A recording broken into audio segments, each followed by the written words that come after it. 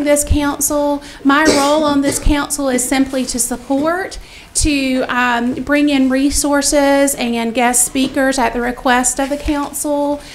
Tish Bynum is also support to this council. So we are just purely serving at the pleasure of the council and trying to facilitate meeting materials, speakers, information, communication, etc., that the council may require in fulfilling its duties.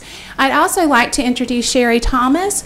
She is our new director of the Exceptional Children's Division, and you have known her through a different role as our assistant director, but we are proud to have her now as our director.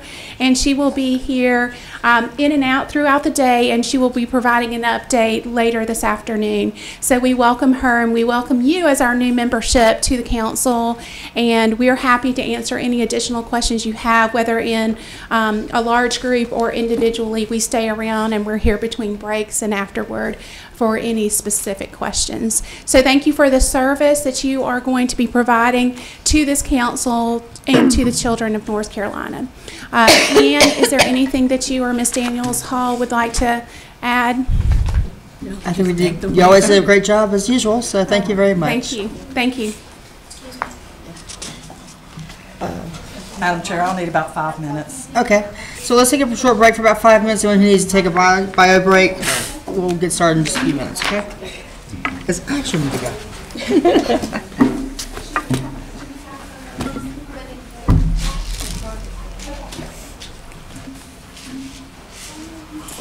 Let's get you a seat. Let's see, where are we going?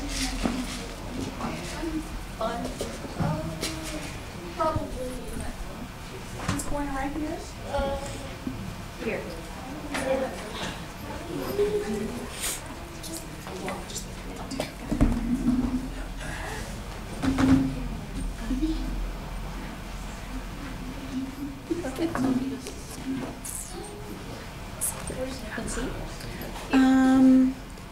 I mean, these two aren't here yet. I don't know if they're coming late or not, though.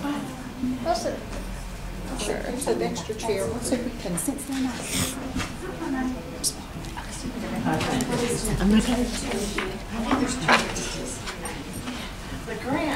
Are you Miss Hall? Nice. Can we see if we can fit her in here a little bit? Absolutely. Well, this is where I can fit another chair. Well, the reason I'm asking is because Yeah. this is what you're going to be looking at all day. Okay. We can try to squeeze you in on the side if that works better, or we can start here and let you This will work back up. for today. Are you sure? Yeah. Okay. All right.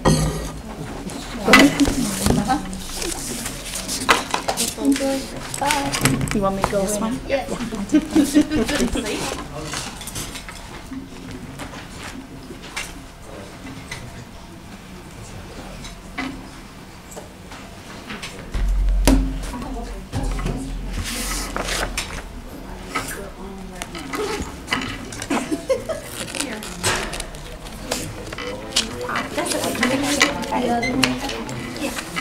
And I made myself a note just in case. Okay, perfect. You know, we'll forget. Just got the message. I'm good, Mary. Keeping it together. Navigate traffic. It was crazy. Like 5 accidents on the road. Oh gosh. Where are you coming from? Well, and maybe Yes. I was coming I up was from. like, oh my Well, I mean, God. I live here, but I was coming up from under. Husband's in India this week, so I've got both the kids by got a few other myself. little things going on. Oh gosh, so a friend of mine, she's just amazing. She taught me how to be a special needs mom, and so she came over to help. But her husband also travels for work, so he left. So she's got her 2 kids by I got him herself. from the Lincoln County. So this morning I said, don't think that the irony has escaped me that you're taking care of your kids by yourself. That's And when you you kids milling by yourself. I said, as usual, I owe you. Yep, I didn't turn my name for you. I announced myself this time though, and you hadn't even started. I was like, oh, dang it. Well, mostly people just call me that mom. Hi, Catherine. I'm Leanna. Nice to meet you. People just know me by either that mom or John's mom. If it's Adam's mom, we're all in trouble. Support you. Just let me Maybe know. in John's mom. Or you're Adam's mom. It depends. What's he done? Adam's my typical kid. I'm a 6-year-old. Some of our mic is not just. members that have been with us for a little while. Gosh, that kid. And we're at that chatty. So many mics. Because these mics are live. Yeah, those are the ones. These get basically all over the state because of, it's through webinar. People can dial in and listen to what we're saying. Like State Board of Education. And that one so that she can keep it on computer so that if we need it, what did we say about this subject? We can look it I back won't need up. to know about it. So, They are crazy. Do we get lunch here or do we get? yeah, they provide us lunch, so everything you need. So far. Good luck. I'm starting to know you. I'm not gonna feel Well, I had brain freeze. All right, our regular scheduled meeting is going to start just shortly for the webinar. So, question box if you have questions for me.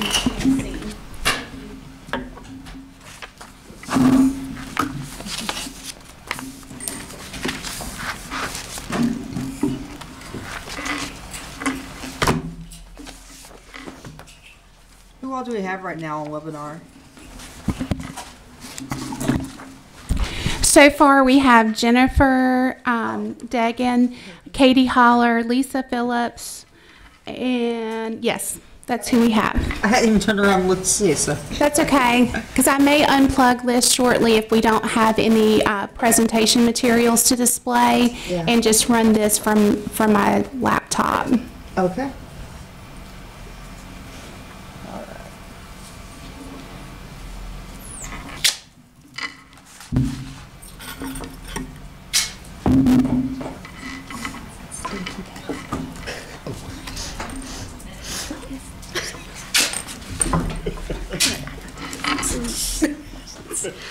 These children have run me ragged.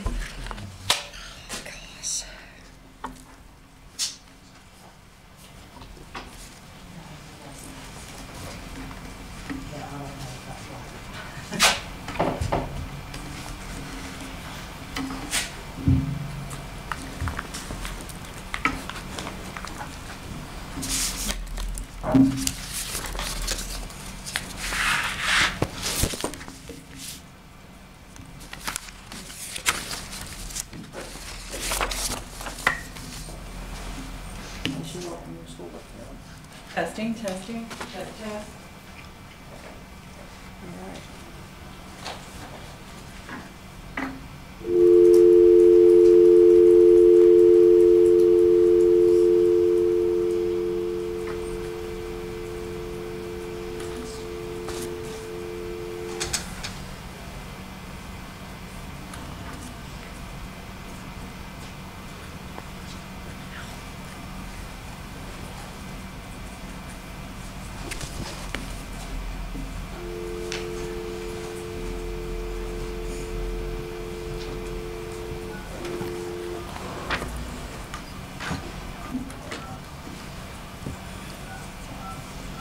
Testing, testing.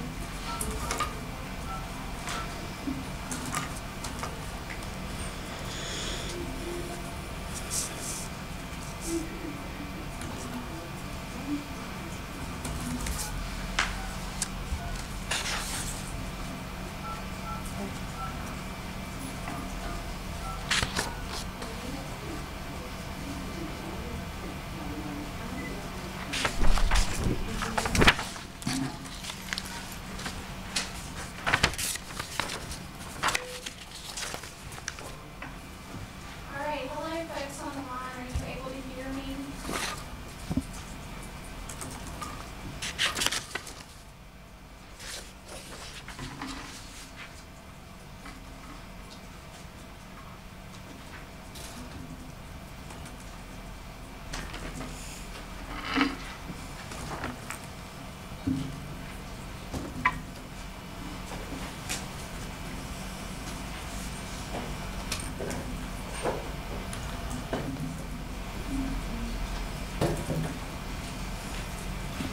Leanna, I'm going to remind the council members that because we have people joining virtually, if you could lean into your microphone when you're speaking, that will help our participants online hear us a little more easily. So I'm going to do a testing right now. Testing online. If you're able to hear us, I'm going to open up your mic just for a moment. Jennifer, I'm unmuting you. If you can say that you can hear us, that'd be great.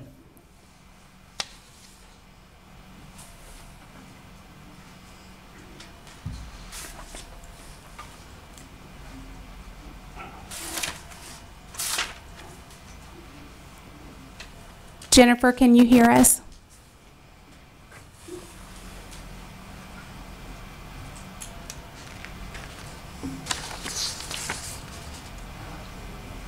How about Katie? Hey, Carol Ann, it's Katie. I will tell you, I don't know if this happened to Jennifer, but like the line kind of went dead, and I kept going, hello, hello, and so I just kind of recalled back in. So I don't know if that happened to her as well. Thank you, Katie. I switched from using my computer audio to the phone line, so you probably did go dead for a minute. All right. Thank you, Katie. Sure. And Lisa? Good morning. How are you? Perfect. Thank you so much. Ladies, I'm going to ask you to control your audio volume yourself, and if you will mute your line until you have something that you would like to share, that will help with the feedback. And I'm looking at Leanna, and I think we're ready to go. Good morning, everyone. Welcome to this meeting of the Council on Executive Educational Services for Exceptional Children. I always get tongue twisted when I'm saying that. We've had a very busy year, haven't we? All right. I know we have a few new members with us today. I want to go ahead and introduce myself, and then maybe if we can go around. Do you mind following me? Yeah. Okay. So my name is Leanna George. I'm the chair of this council. I have 2 children with exceptionalities. My daughter is in a group home in Marion, North Carolina. She has severe intellectual disabilities, autism. She's a teenager, fun. And my son, who is right here, who is actually homeschooled, and he's supposed to be doing his schoolwork. He's probably not. But it's been a pleasure working with you the last several years, and I look forward to continuing working on this council with you. Thank you very much for the opportunity. What do I need to say? Just say who you are, maybe where you're from, what is your experience with disability, things like that. Does that sound good? Yeah. I'm Catherine Barnes. I'm functioning autistic, and Okay. yeah. Awesome. Thank you for coming. I'm Cynthia Daniels Hall. I'm a parent and I'm an education advocate. I have 6 children. 3 of them are on the autism spectrum of disorders, and I'm from Wake County. I'm Diane Coffey. I'm a parent of 2 children with special needs, and I'm from Watauga County. I'm Teresa Mevin. I'm from the Wilmington area in Hennepin County. I have 3 boys with autism. I work for the Autism Society of North Carolina and Family Support Network. My name's Anthony Baker. I'm an assistant principal and actually in Elon, North Carolina at Western Middle School. I've been an assistant principal now going on 7 years. I'm a former EC teacher, EC chair. I worked in that capacity for 10 years.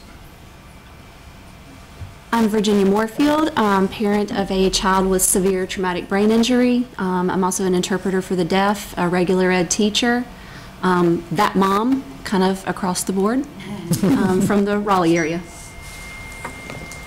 Jennifer Fry. I'm a parent of a son with autism, and I'm from the Mecklenburg County area. My name is Adam Johnson. I'm the Director of Education Services for Juvenile Justice. Kelly Terrell. I'm the Exceptional Students Director with Department of Public Safety, Adult Prisons. Good morning, I'm Sherry Thomas, and I'm the Director of the Exceptional Children Division, and I'm delighted to be with you today. All right, I'm going to nod to our virtual attendees. Jennifer Dagan is going to be typing in her responses. Her audio is a challenge. So Katie, I'm going to unmute your line, and if you will introduce yourself.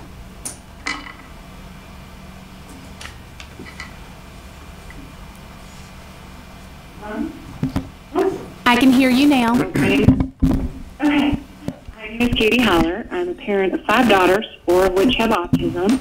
I just started as a research or a referral and resource specialist for the Greenville Teach Center. Thank you. Thank you, Katie. All right, Lisa.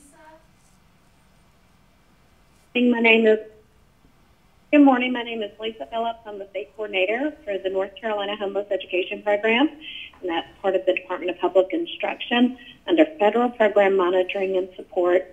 And I'm just thrilled that I could call in today because I'm heading out of state for business. So thank you for setting this up. Thank you, Lisa. And for everyone's support. Yes, thank you.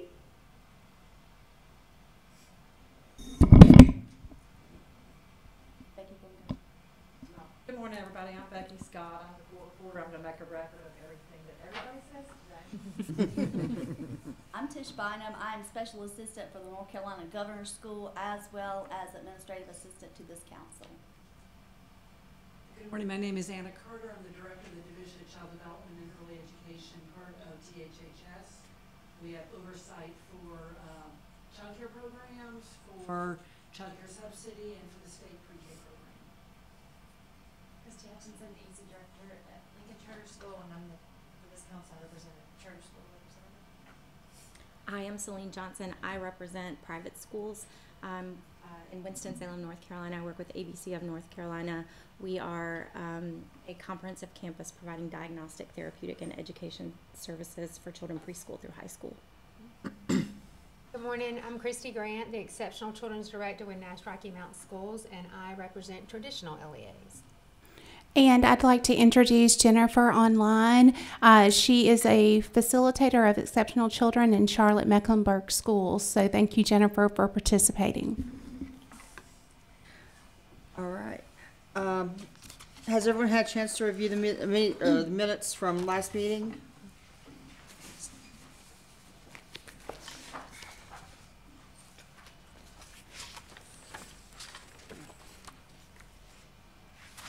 If everyone is, unless there's any issues with them, ready to make a motion.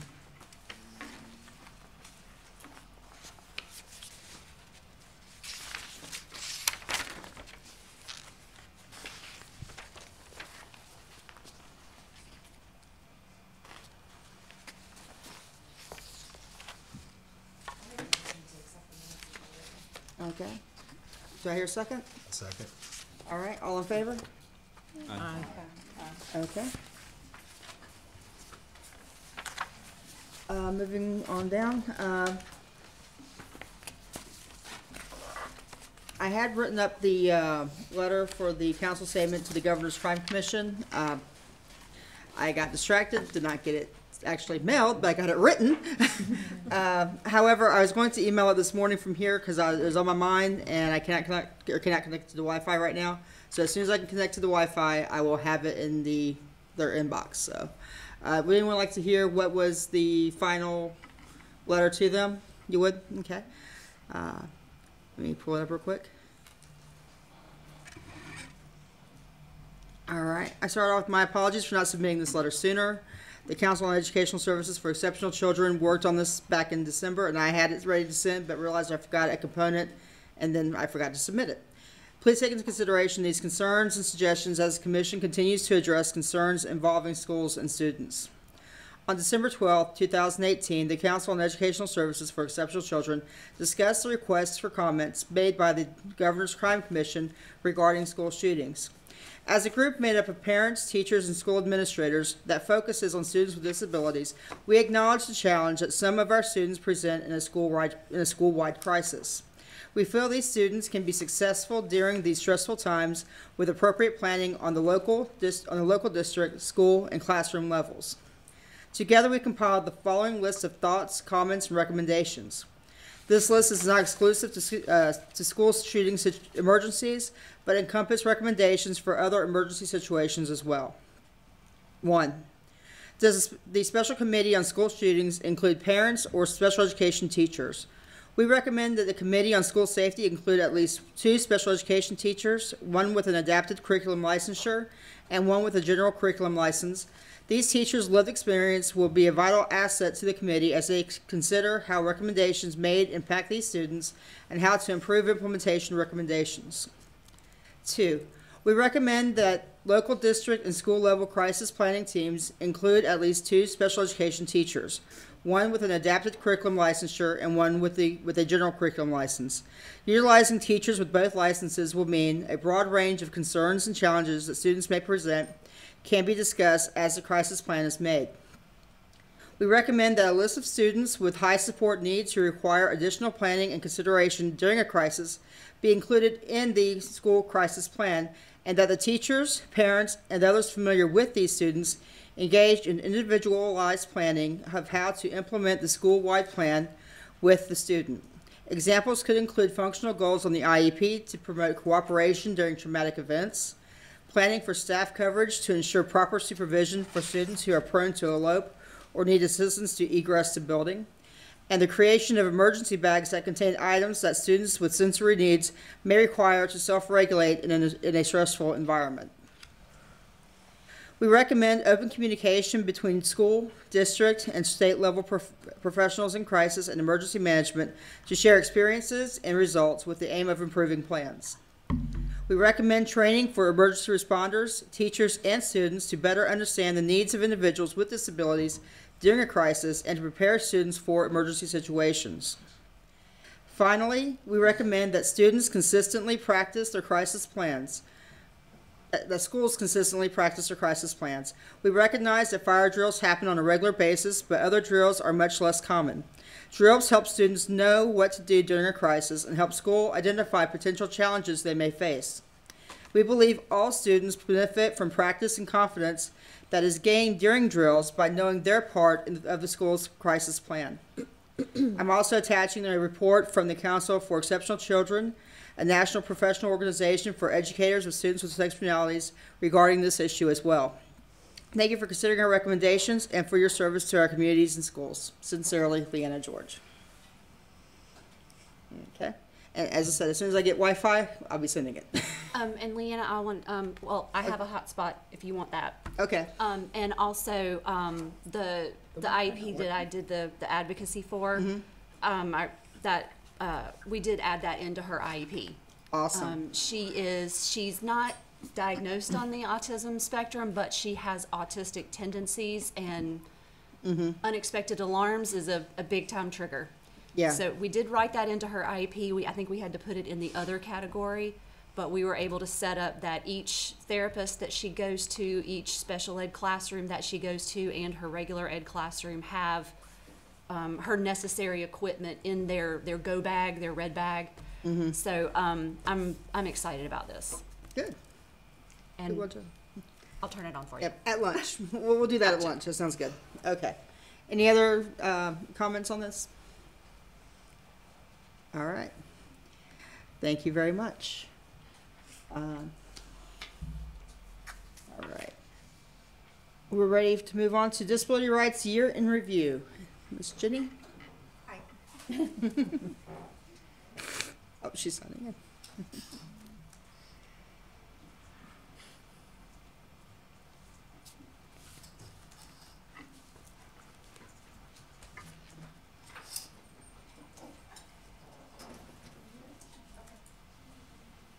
This is the minutes, right? We do have some Or, handouts. yeah, these were the Oh, minutes. Yeah, it's All right. some reflections, but that's the Okay. minutes. Why don't we just do this?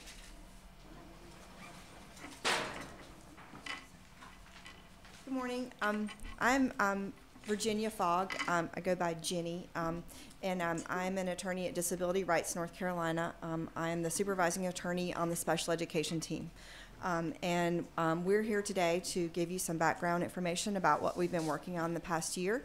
And we appreciate the invitation to talk with you today, and also to answer any questions that you may have about our recent work or upcoming work. We're very happy to answer those questions. And I have with me today Carolina Farmer, who is the intake supervisor on our team. So she is the sort of our first line of response when we get a call from a parent or an advocate in the community who has a question about a special education matter and is looking for our advice.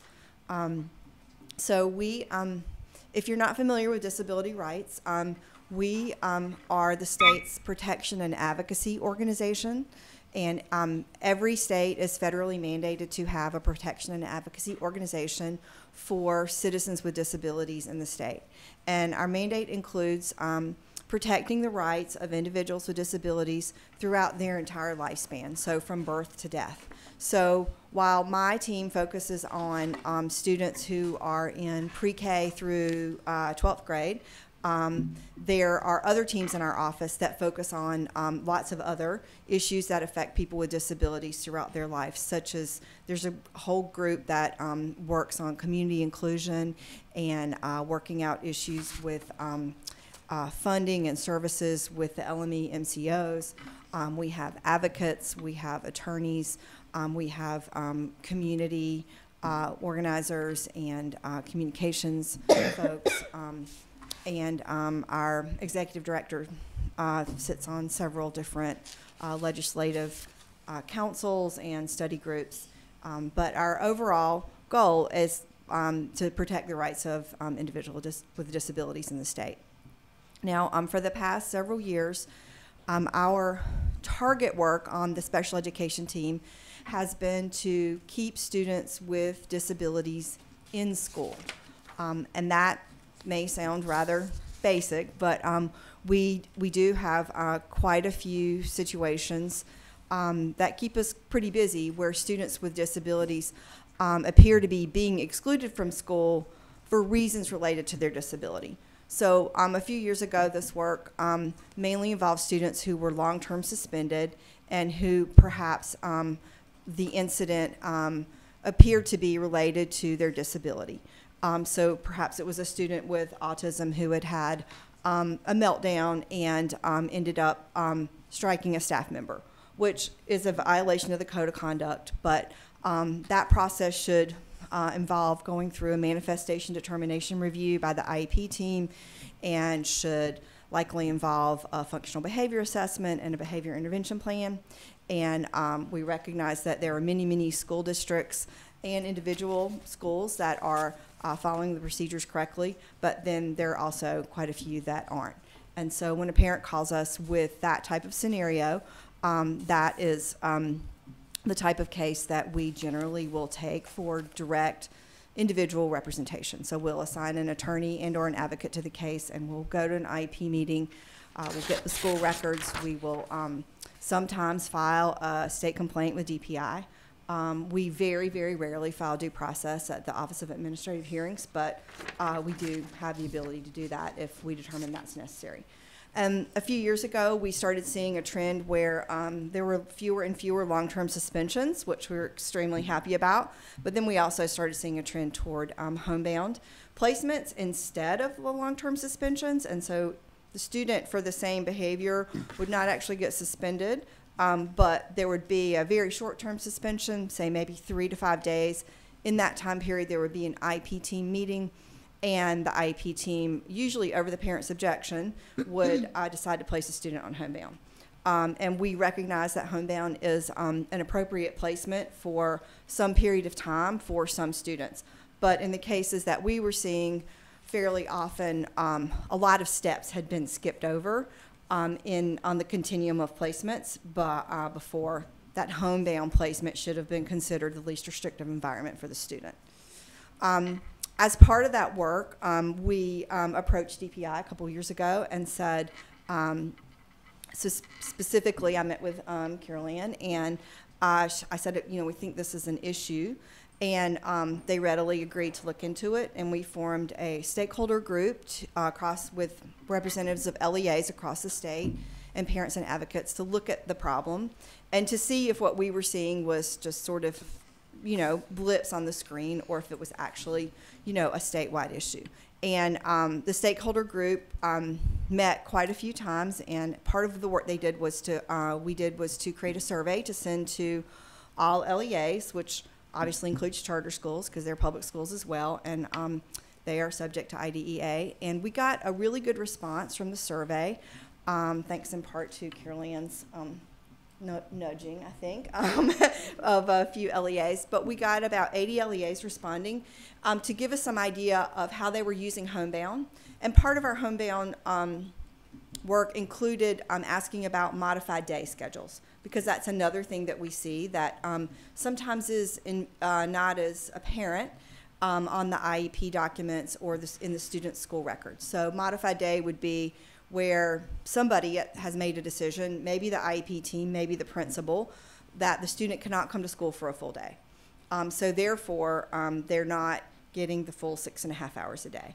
And again, we recognize that this might be a good solution for a temporary period of time where you're trying to work something else out.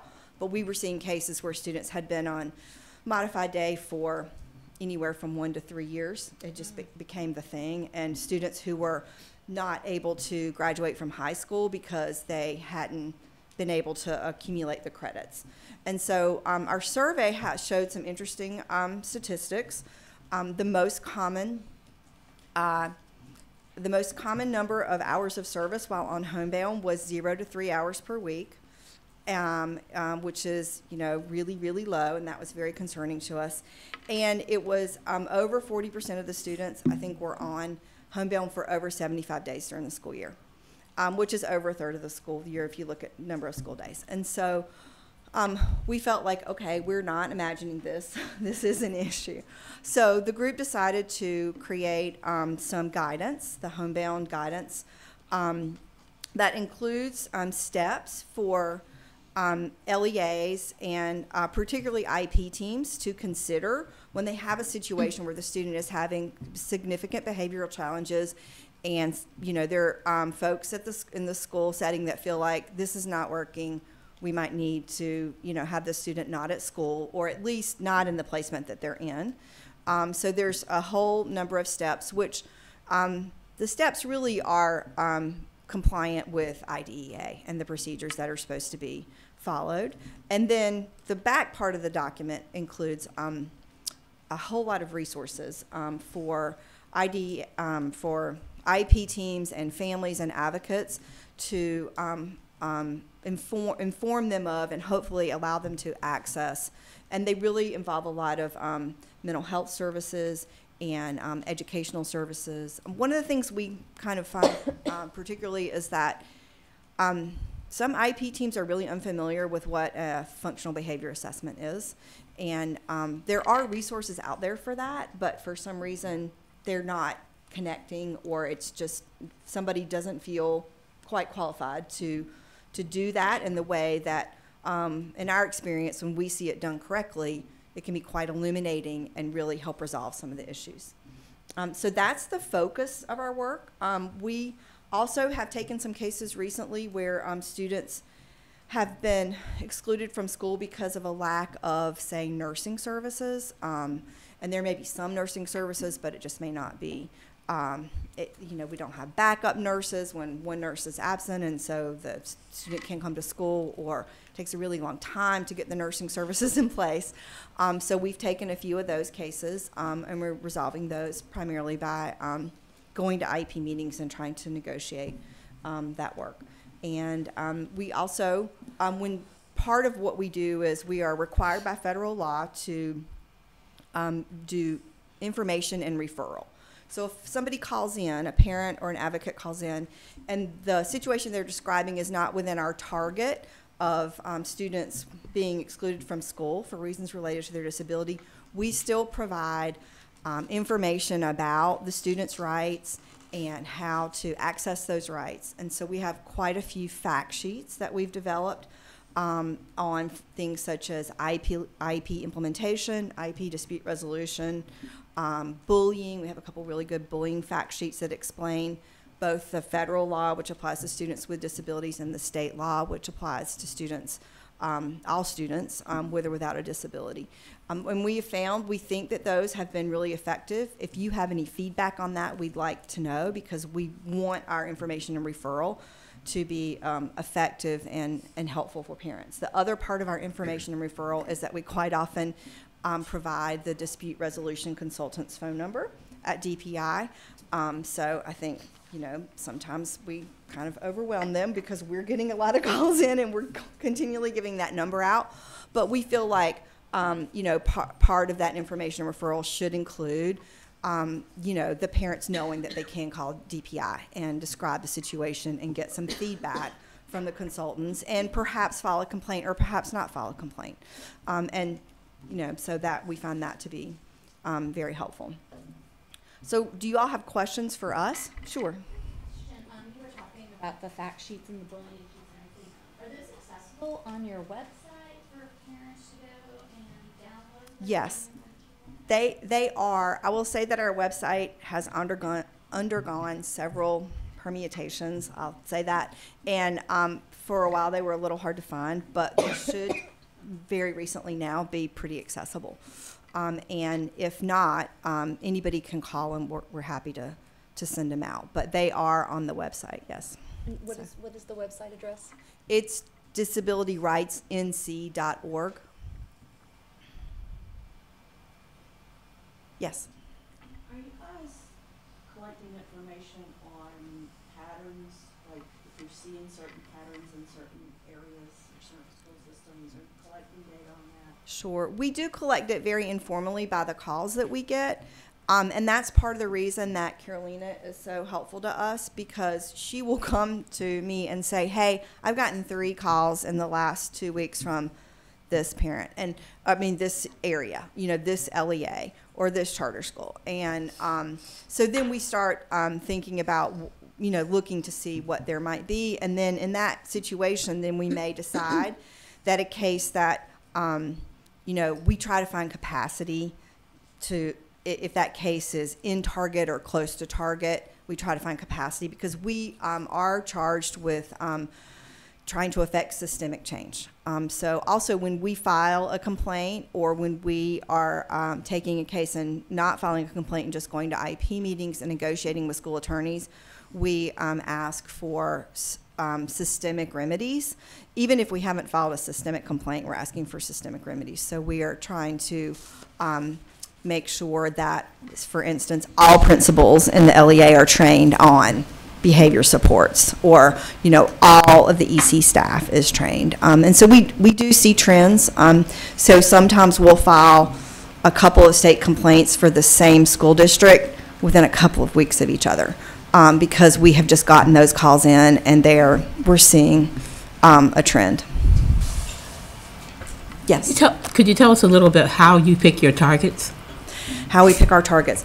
Part of the process involves our communications folks in the office doing statewide surveys and holding, in the past we've held what's called listening sessions. I'm not sure, we do that every, I think, 4 to 5 years.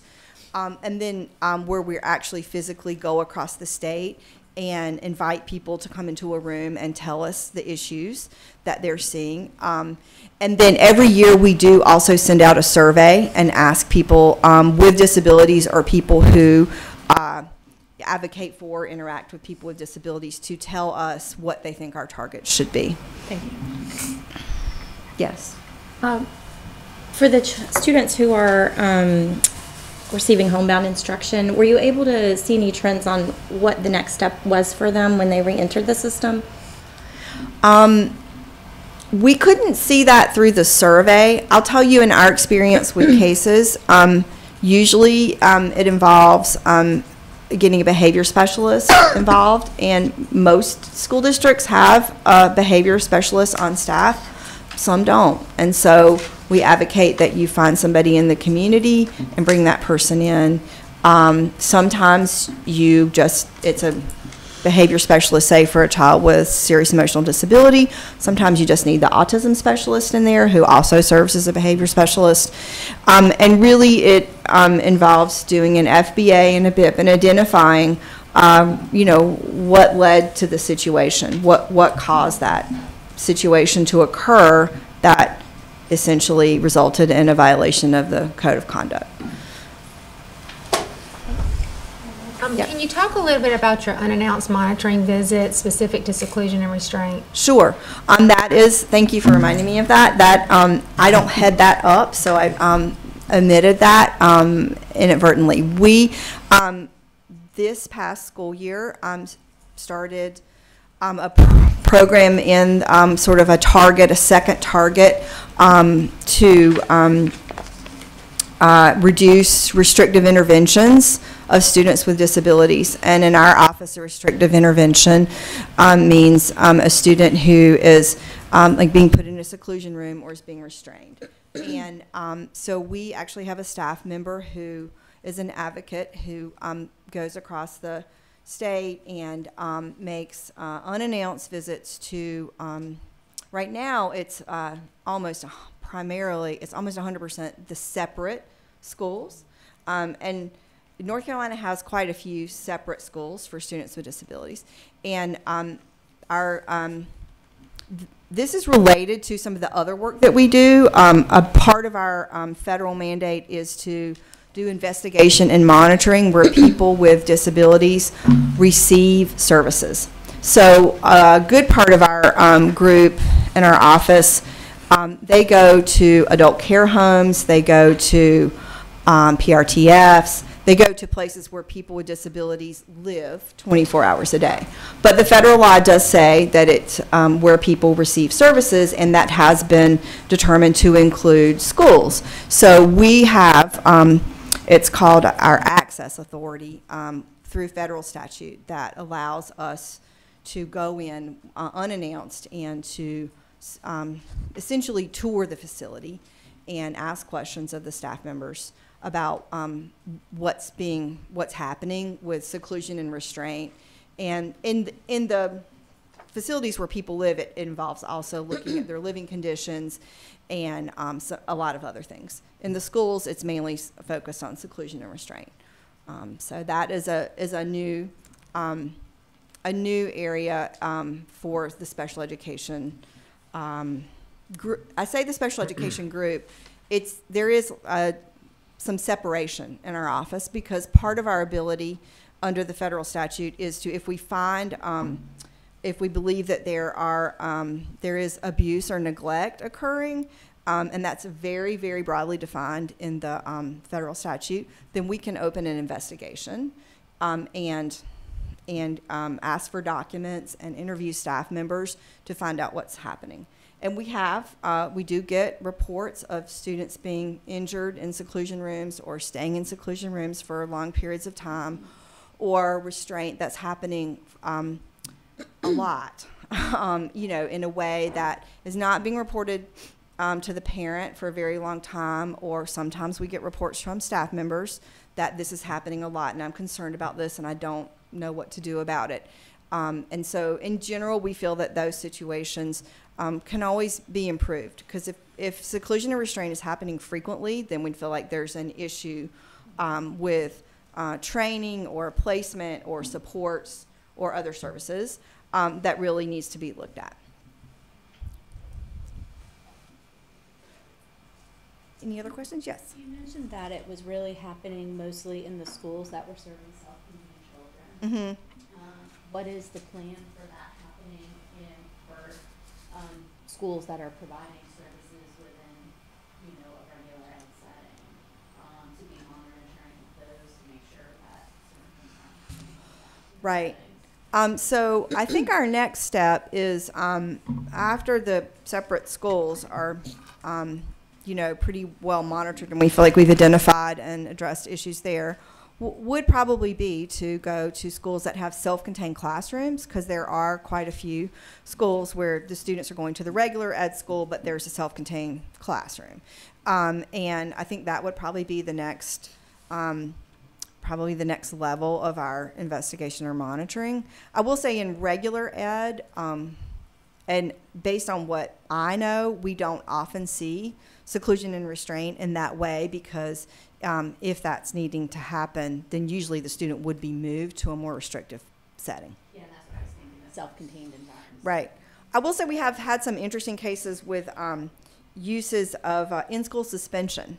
that actually met the legal definition of either seclusion or isolation. And this was mainly in elementary schools, and as you all know, the schools are all overcrowded and there's not enough space for everything that the schools need. And we have had some students who've spent quite a few days in closets or supply closets and things like that that were labeled as in-school suspension. And when we found out, we said, hey, you know, this actually violates the Greenblatt law, and we need to talk to you about changing this. And once we brought it to their attention, you know, and the EC director wasn't aware of it, and the principal was sort of educated that this does not count as in-school suspension. But that is a sort of that was a regular ed student who, you know, spent a few days in there, and he wasn't injured, but he was not monitored. So, and not free to leave the room. So, are there any other questions for us? Yeah. Yes. I have a question. What would you say is probably the biggest training need that you're seeing based on what you are observing through all the investigations and stuff like that, that this council could possibly make a recommendation for? So I would say mental health services and behavior support services. And I don't think that's news to anybody. Certainly not, you know, news to the EC folks here. I don't think it's probably news to you guys. But for some reason, there feels like there's some resistance to embracing the concept that all students need, you know, attention to their mental health needs, just like their academic needs, and particularly some students with disabilities. And that is actually an obligation under IDEA and several other laws for those things to be addressed. And that if you actually address them, you know, really amazing progress can occur, and you move forward to work on other things that the student is having challenges with because of their disabilities. So I guess, you know, we just still feel like there's with some schools, there's a resistance to feeling the obligation to serve those students. So that would be the big thing. And we're on the School Mental Health Initiative. We're continuing to monitor that work, and we are happy that this is all being talked about now, but we also want to make sure that something real actually happens and it gets addressed. So, yes? Kind of, I guess, a response. This is my first committee meeting, so apologies if I'm overstepping as I say this, but I was curious about the committee making recommendations, for example, on minimum criteria for the people who are responsible for doing FBAs. Because in my experience in working with a lot of different districts, there's a lot of variability in who's conducting the FBA and whether they're fully trained and understand what those steps are and how you develop a behavior plan. So I was wondering if you could speak to that. Yes, I mean, I think that we would definitely be supportive of that. And also, you know, certain requirements for training for special education teachers and paraprofessionals. And I know that there are limitations in the number of days that are in teachers' contracts here. We personally feel like an expansion of a couple days a year would be incredibly helpful. That was a big barrier to getting the mental health in schools board policy passed, that the state board did pass, but there was a lot of pushback about when is this training going to occur? Does it have to occur in person? How many hours does it have to be? Who has to be trained? And, you know, I think all the research shows that it's really beneficial to have really good training for, you know, almost all school staff, and that it, particularly with regard to prevention and early identification, which I think the research also shows is really, really important. And I think that's one of the things that we would like to see, and not necessarily that it's happening at DPI, but it's perhaps happening other places in the state, is that there's a big focus on not acting until there's a crisis and everything is completely falling apart, when there are things that could be put in place way earlier that would prevent you know, situations from developing. And there's lots of research to support that as well. Yes? Going along with Leanna's question and your comment, I worked with PCACs for about almost 7 years. The word principal and special education has just become this thing that is tied tightly together somehow. And you've mentioned the word principal several times, almost every call. I personally received mentions of the word principal, so I would just like to put it out there that a target group for training and support would be principals. And I heard that mentioned at one point that it seems like if we're going to have so many principals and assistant principals serving as LEA reps in meetings, making important decisions, sometimes making important decisions out of line or hallway, that they really need the training, EC training. No, we would definitely agree with that. I mean, you know, it's our first advice when a parent calls, and usually the first step that we take when we actually take a case is to contact the EC director to make sure the EC is aware of what's going on. And at least half the time they're not. And then once they are, and they can talk with the principal and the other members of the IEP team, and they can sort of get in there and see what's happening and what the options are, things can be resolved. But by the time, you know, just like by the time a parent calls you, by the time a parent calls us, it's not good. And there's a lot of loss of trust. There's a lack of really effective communication.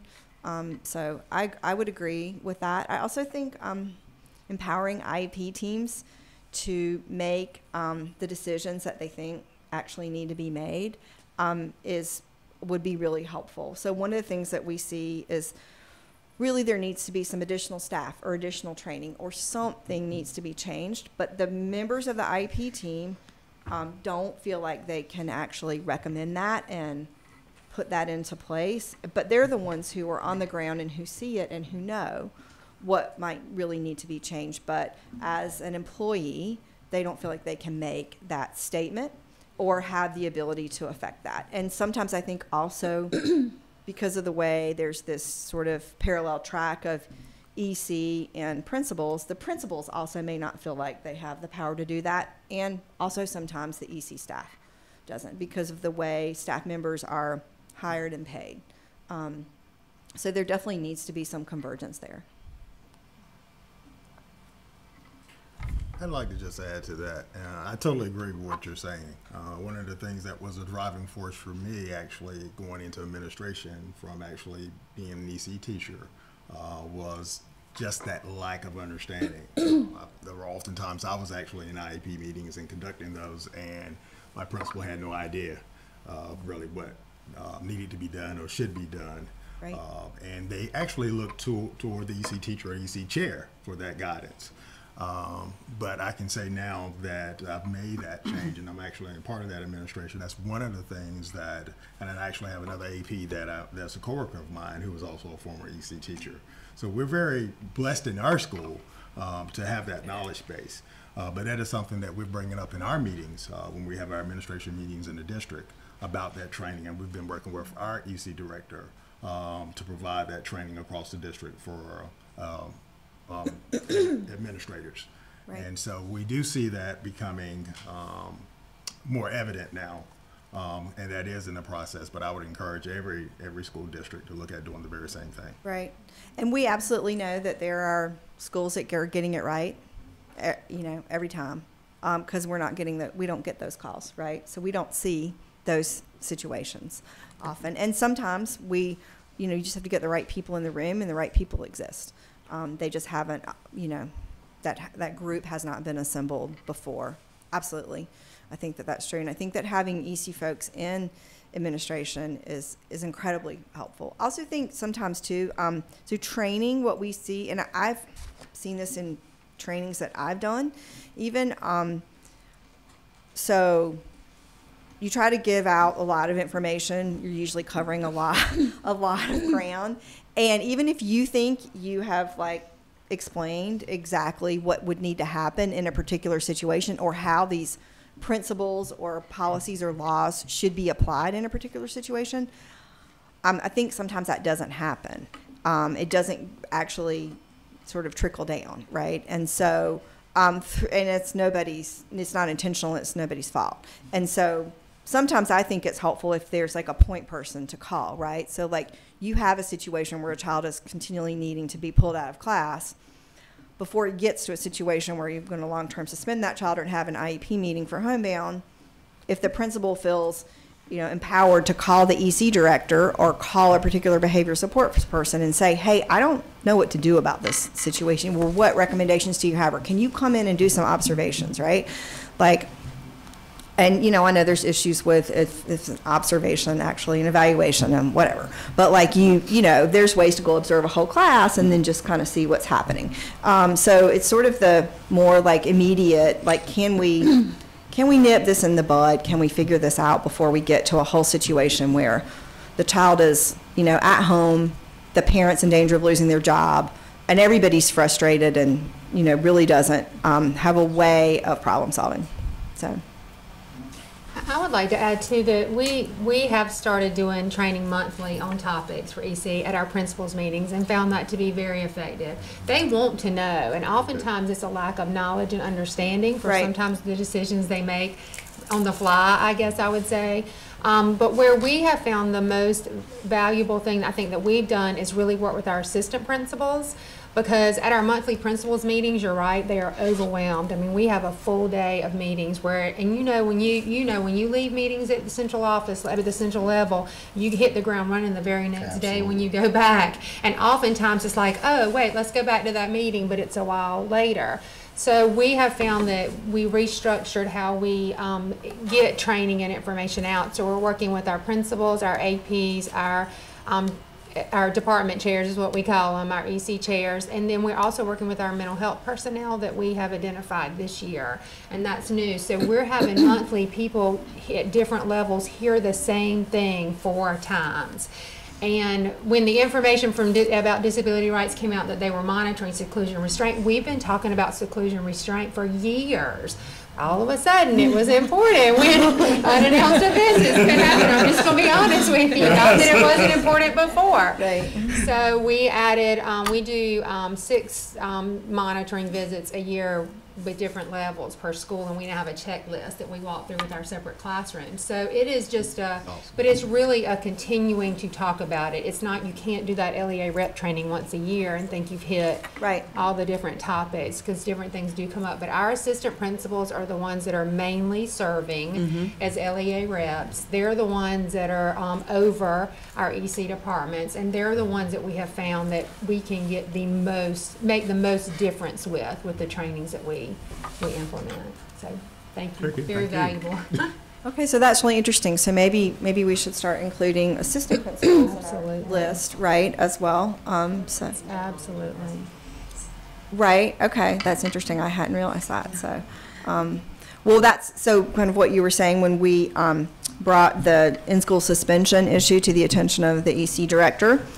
He prepared a training for all principals and went through like, okay, let's look at, and he felt empowered to say, we've had a situation come up that involves this. The child was in this type of storage closet for this long, and whatever. And he said what he shared with me was there were a lot of people in the room who said, oh, I haven't done that, but I wouldn't have realized that would have been a big problem. I could have done that, right? And they were very happy to have that situation brought to them as an example, but it took describing the whole facts, and obviously the student was not identified. I think it was probably known which school it had happened at, but that was part of that process. So, yes.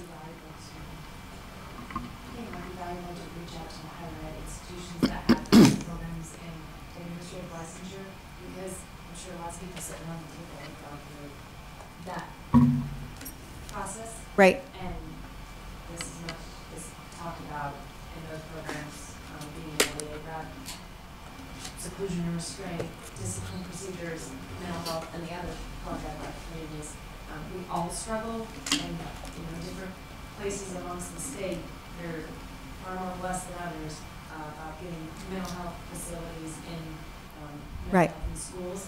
And, sometimes we're able to get MOAs and sometimes we aren't. Right. But there's never enough. There's never enough. Right. And that not only goes for the kids we Serve, but the families we serve. Right. Because rarely is a mental health issue a kid issue. It's only the kid issue. Absolutely. Right. And those parents need just as much support, if not Right. more than us. And there's a definite lack of providers in many, many areas, right? Mhm. Right, or when you get it, as soon as things start to get like marginally better, all of a sudden they're like, oh yeah, we're done, and I'm like, no, we're not done, It can all be done within 18 hours in a week. That's what they're in 3 months or whatever the Right. insurance company provides. And everybody's cured within that amount of time. It's extremely frustrating. Right. I think we all have experienced that and share that. You had another question? I just would like to, and I'm not normally here, you might never see me again, but so I feel like I need to say something about the whole LEA rep, the way we do that. Mhm. Why do we do it like that?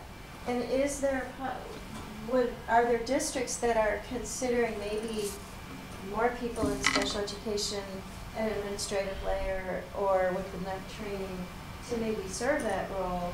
So you always have a really informed person in the room with decision-making authority, because continuing to have it be principals and assistant principals, and they're doing so much else, and Right. continuing to say, well, let's train them more, feels inefficient to me, and it's just something that's occurred to me over the years. How to get like that, and is it the best way? Might we consider a different way, just in general? And I, as a parent in IEP meetings, the majority of the time, the LEA, the admin rep that's in our meetings is, they're wonderful people, but they spend the entire meeting on their phone because they're handling 97 other things. They have the entire student body, which in some of our schools includes several thousand kids. Right. Under their control, and it's kind of like, we keep asking teachers to, okay, well, do this too, do this too, do this too, and now our admin is becoming stretched too thin as well. I completely agree. So, in response to both of that, not necessarily that it is a good answer, but to respond to how did it get that way. In the regulations, part of the problem or the difficulty is two parts of the criteria for LEA rep is one, you're either qualified to provide or supervise teachers of special education. And then the second one is that you have to have the authority to be able to commit the resources of the LEA. And so that typically, when you kind of sort those out, that leads us to the administrative support, the administrative staff of a school. So that's why that role typically falls there. Yes, ma'am. But I wonder, though, if instead of having a principal or an assistant principal sit through a 2-hour IEP meeting where they're not paying attention because most of it doesn't really affect them, like they don't really need to pay attention to it, I wonder if it would be more effective to have, because there's usually an EC director or an EC, someone below the admin. Would it be more effective to have that person then just go and meet 15 to 20 minutes with the administrator just to kind of brief them on, okay, this is what's going on with this student, this is what they need, this is what we need from you? I think there's multiple combinations of the preparation that can occur for an effective meeting. Mm-hmm. I think what's difficult, though, is that you can't make the decisions outside the context of an IEP meeting. So really, you're just problem solving the many different ways that an IEP team could choose to proceed in their decision making. So I know that when I was in an LEA, we did have staffing meetings with our school staff, particularly when there were situations that were very complex and required a lot of resources that may even be not at the school, but were resources that were managed at a district level. And so those preparation meetings do occur. And one thing too, I'll just kind of share from previous experience. I was once an assistant principal at a high school with 2,100 students. And I had a special ed degree and had taught special ed, and so I was the LEA rep for that school. And that school year, I personally chaired 600 IEP meetings, and so it's very challenging. And one of the reasons that we had so many that year is that we had a new high school being built, because at 2,100 that was a large capacity for our district. And so the reason why it was so many is because we had a transition meeting for those high schoolers going to their new high school. But it is a mass undertaking when you have support staff coming in from a district level, because I was just one of 8 high schools in that particular LEA. So there's just a combination of strategies that have to be employed. We want certainly solid professional development to help in decision making. The biggest thing that I felt was successful when I was in an LEA and moved from the school-based administration to district-based administration was at least identifying areas that the principal should know to call for help. And that was sometimes hugely helpful, that if you're approaching this or that area, please call us in and we'll help coordinate if additional people have to be in the building or so forth. And a lot of it's based on the relationship that you have with your school-based administrators from the central office.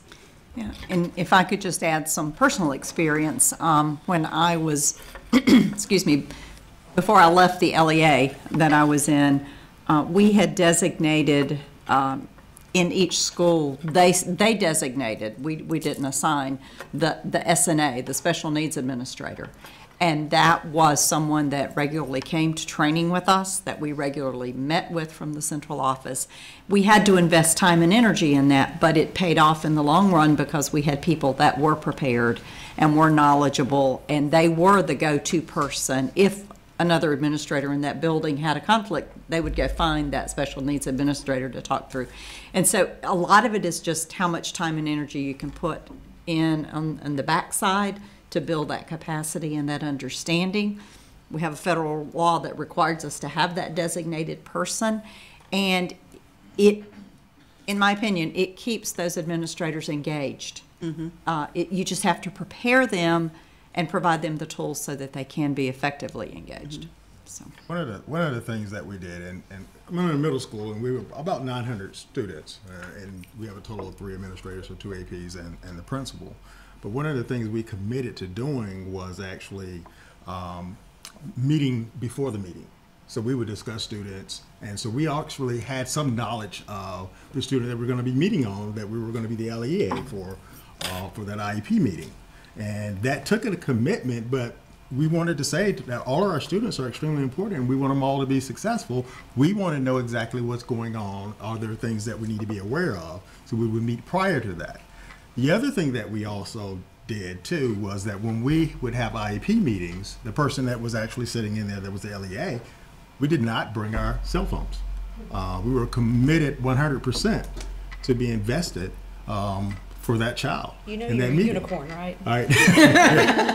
But it just takes an administration that's willing to do that, and it is difficult, and that's why I mentioned we were a large school with almost 900 students and 3 admins. But that's what it takes, I think, to be very effective and to do the job that we need to do.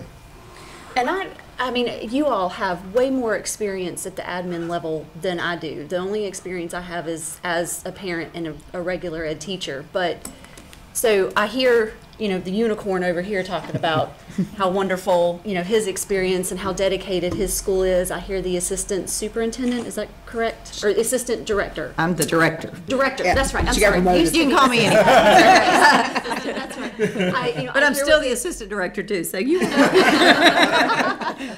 And I hear what the director is saying about, and I want to make sure I wrote it down, Raul, that wrote it down correctly, that there's a federal law requiring an SNA in each. No. There's federal requiring the LEA rep and the requirements of the LEA rep. Okay. No. Okay. So my question, and just my concern as a parent, is that I know that there are obviously wonderful districts that put the importance on having meetings before you know, even just quick ones to discuss going in and who do that, the prereq work going in. But is that common? I mean, is that something that, in your experiences, is that something that is common to happen?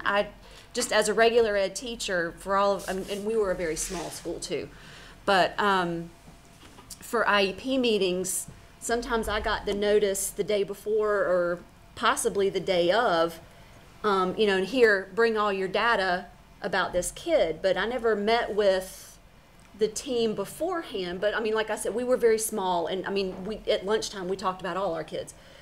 But is that something that is common in schools across the state for them to do that work? I would say just in where I know of, I'm not striking out. It is not. It doesn't happen all the time.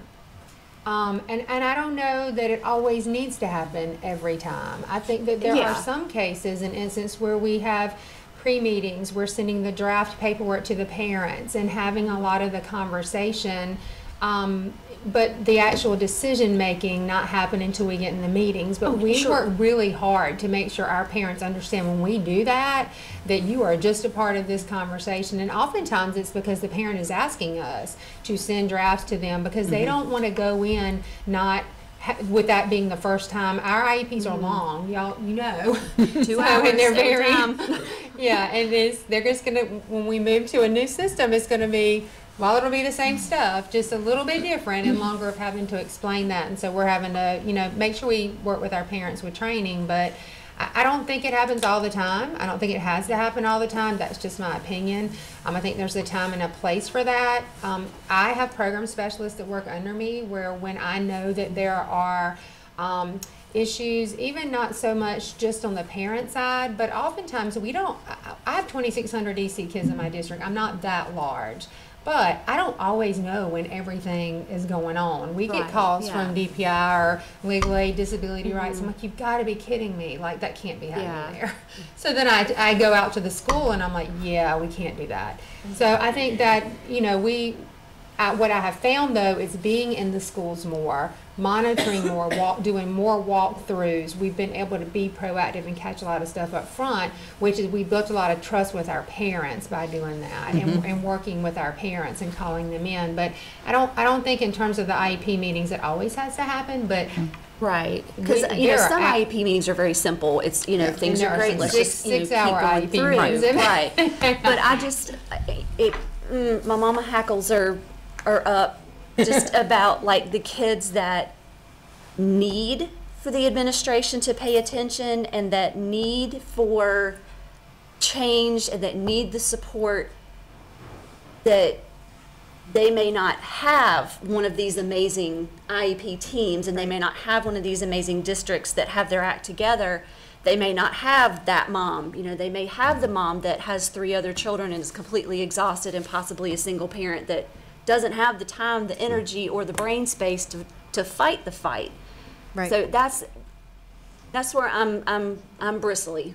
Well, and if I can just jump in for 1 second, we're always going to advocate and look for best practice. The truth is, reality happens, and you can have the best laid plans of collaborating and training, and that emergency happens, and you go into that mode. And so I think, if we always keep the focus of what best practice is, we're going to get it right more times than not. But it is, the more energy we can put in the background, the better I think we prepare our administrators for being those folks that are designated as the LEA. And just one last question, I swear I'll shut up. What is the accountability process for LEAs? You know, like, is there a liaison? Is there kind of like a spot check, so to speak, just for that accountability to, you know, just maybe do like a spot check of random cases to make sure that accountability of like the IEP process? Yeah, just that whole overall thing to make sure that things are working the way they're supposed to. Yeah, we have program monitoring, which is required as part of our general supervision, and that actually lands in Carol Ann's section. And so over the course of a 5-year cycle, we will have monitored every LEA. Okay. and some more depending on if there's been a major systemic state complaint. If there's something new, sometimes the superintendent will come in and say, I want a full program review because we've had 3 new directors in 5 years, and I want to make sure we're on board. It's those best conversations are when people come to us and say, tell me what I need to know so I don't get in trouble. Those were the principals that were the best to work with for me, because I knew they were engaged. But from a monitoring standpoint, we have general supervision requirements for both fiscal and program monitoring, and that looks at the process. Can I just ask a follow-up question on that? Is there, is that publicly available, the reports on the monitoring? We don't post them on the website. The report goes to the LEA, and once it goes out here, anything that needs to be requested through a public records request can be done, because it's public record at that point. But there are too many to post. I mean, we don't have enough web space to do that. But they can be made available, and each district will get a copy, the director and the superintendent. It goes to the superintendent, copies the director. Yeah, also important to note that their LEA self-assessment is Yeah. public too, and so you can see, so the district looks at their own priorities and their own, wards, if you will, and deficits, and where they're trying to aim. What their focus is for improvement. They already identified the issue and they're working towards that. I think you had a question out here. Yeah, coming back to keeping students with disabilities in school, have you guys addressed in any way this pattern of constantly calling parents to come get their children and not documenting that they've sent the child home? So that's a very common fact pattern. That's a very common fact pattern that triggers us, as long as we have capacity taking the case. We advise parents to not allow that to happen. It sounds like it's kind of a bizarre thing to tell parents, but we say you need to insist that your child is actually suspended if you're coming to pick them up, because that's the only way you're going to get to that 11th day and get your manifestation determination review. And yes, we find that to be a problem. We also have situations where students are spending almost all of their day in the assistant principal's office or in a desk in the hallway outside the assistant principal's office, which violates lots of things. So like that's part of that scenario. But that to us is the red flag that this is not working. And even though you haven't formally documented that this child is in a very restrictive environment, they're at home or on homebound or modified day, that is essentially what that is. So I just want to go back really quick to your comment and all the other comments that were made. So I will say that we do go to IEP meetings where basically the EC director or somebody below the EC director is acting as the LEA. I think from a legal perspective, it is certainly possible for that staff person other than a principal to be empowered to make those decisions. If an attorney or somebody from our office is going to a meeting, there's usually been one or more pre-meetings. So there's been a lot of discussion and the issues are usually well known. But before the meeting happens, there's not a lot of things that are being addressed on the fly in the meeting. But I do think that happens, and I will say it's somewhat distressing to us when we go to a meeting after a parent has been to many, many meetings and has been asking for the same thing for a really long time, and everything is just stuck and not happening. When they walk into that room and there's all these staff members that are full-time district staff members that they've never seen before, those resources have never been brought to the IEP meeting, and then we essentially get what they have been asking for. Mm-hmm. When we come out, they're very appreciative, but they're also a little annoyed because they feel like, why did it take you coming to this meeting to do that? Why can't I, as the parent, advocate for my child? Mm-hmm. And clearly there was something correct about what I was asking for and needed and justified under the law. Why does it take that? And that's so what my bristles are. Right, because I think that it's hard, right?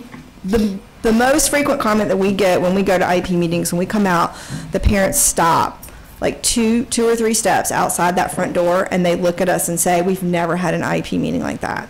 And I know that we're an attorney in an IEP meeting, we're scary, we can file. I know that we are sometimes getting things that, you know, the school really doesn't feel like they have the resources to give, but they're doing it to avoid that filing. I get that, but at the same time, I don't think we would be getting it if there wasn't good legal justification for it, and it was really clear that to meet the child's unique needs, that's what was needed. So I think more involvement of the EC staff in just regular IEP meetings, or when there are issues, or when you're having needing to have frequent IEP meetings, or kids are being, you know, disciplined, or people are really frustrated. I think that's a big preventative, you know, it would just prevent a lot of things from escalating and solve them, because the EC folks really do, even though they may not be 100% empowered, to the upper level EC folks, they know what some other resources are. They can have those discussions with the principal, even if they can't sign on the bottom line. You know, if it's somebody below the EC director. I think that they have training and expertise that the regular principal who has never been an EC teacher or administrator, it just is not going to have. So, yep. Two little points that I want to break. One is the idea that ECATS is Yeah. upon us, and that will have regular ed access. And I don't, every district is different, and we would all love to have unicorns in every single we would all love that. We just need to quote you and put you in every school. Yes, absolutely. But ECATS, not everybody uses CCAS currently, but you know, a good practice is to review those documents in there before you get to the meeting. Currently, our regular ed folks don't necessarily have access to that, or not every principal, depending on the system. But in ECATS, lots of folks will have access to the things they need. So I think that's a proactive approach if used the right way, to look at the basic data, the basic goals, and not so much get into the details of accommodations and such, but the basic premise of the student's needs. So using that the right way would be an asset that's about to come. And then I think the second thing that I'd like to point out, and maybe someone like Christy or somebody from Mecklenburg County could speak to this, but you know, if we all had the absolute perfect individual that was paid the amount we wanted to pay them, every person sitting in a director's spot or assistant director's spot would love to get with that. I can imagine there's not one out there that doesn't want that. Right. However, there is something called a shortage of teachers. Places like, or services like HI and DI, we struggle a lot. Great speech language paths, great OTs. Unending budgets would be really amazing, but that doesn't happen. And so sometimes you are just really fortunate to get a regular ed teacher that's willing to entertain the idea of going back to this thing called a special ed license. And oh, by the way, you might have to go through some litigation, and you know, the 25-page IEP that you're going to write, and you're going to have a caseload of 30 kids. That's really overwhelming. And so if we had, like Sherry said, the ideal situation, everybody would love to give somebody a caseload of 10 or 15 kids, and they can give you that individualized time, and they can do their jobs to the level they want. But with a shortage and the demands on teachers, sometimes we don't get the perfect unicorn, and we have to train them the way we want. And then we lose that person many times, because there's a lot of occupations out there that there's comparable salaries that blast special education away. And you know, you're not typically ever getting paid more to be a special ed teacher versus a regular ed teacher. Right. And this special ed teacher is going to be in a ton more meetings, typically under a lot more parent stress. Yes,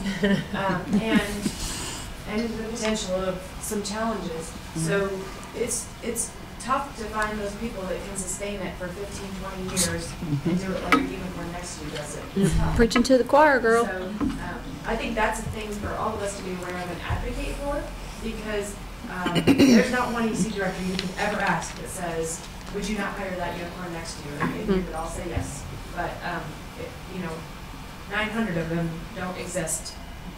I absolutely agree. I mean, they don't fall off trees, and we have to exist with what is, not what we want to be.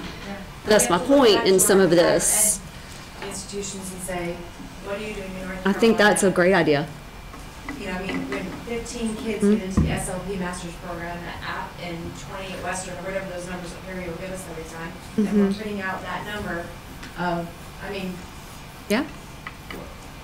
we're restricted, so we have to find creative ways to find those folks, and many times it's us putting the time and effort in to train them, but it's a stressful position to be in, so we have to respect that, and I think it takes a full effort as a state to really advocate for great salaries for special ed people, great training for special ed people, and support of those folks. I'd just like to follow up on that because I think it's related to something you said earlier, and I don't know what the answer is, but one of the things you said was that IEP teams don't feel like they can speak up and make recommendations. Shouldn't those be the people that are informing the unicorns? I mean, if the unicorns don't have the training? You really just got this nickname.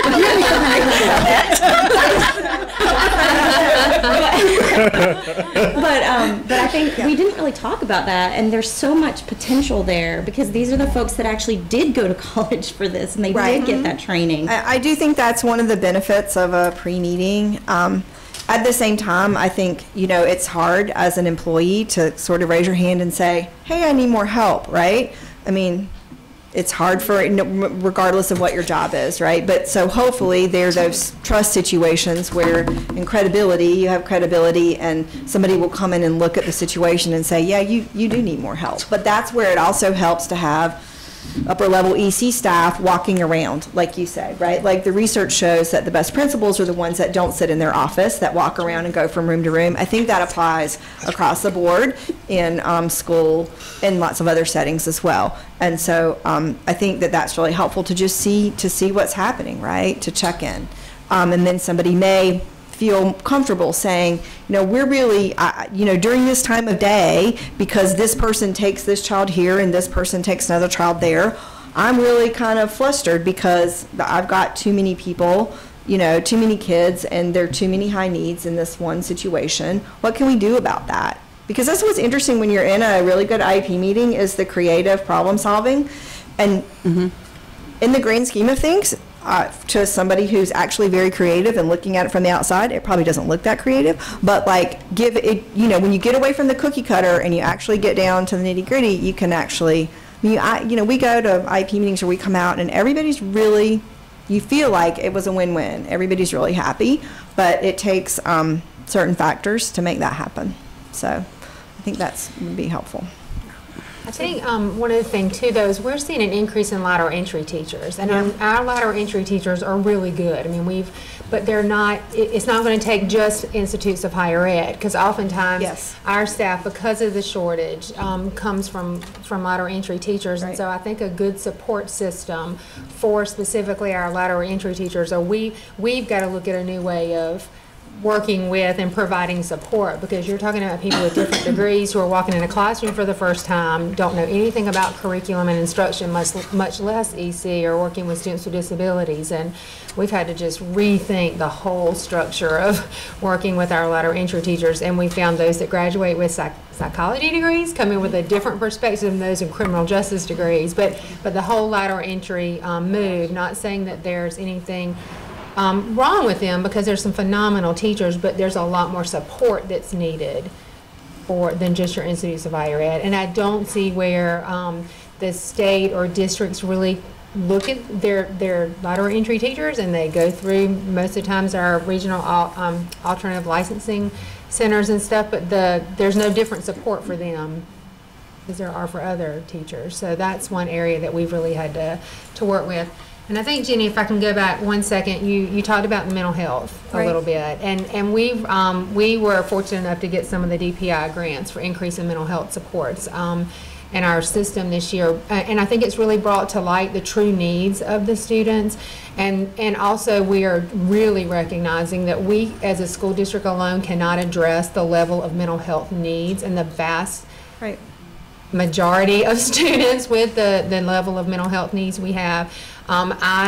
Because of our, when I say threat to self, our suicide protocol that we've had in place has laid in Student Services Office, and I've now kind of taken that on, and it is, I see just as many threats in our districts with our tracking system. We have half the number of threats to self as we do threat to others. And that was very alarming to me when I've been seeing that, to know that there are kids walking around with multiple suicide attempts in our schools, and parents are crying out for help, and they cannot access services in the mental health system.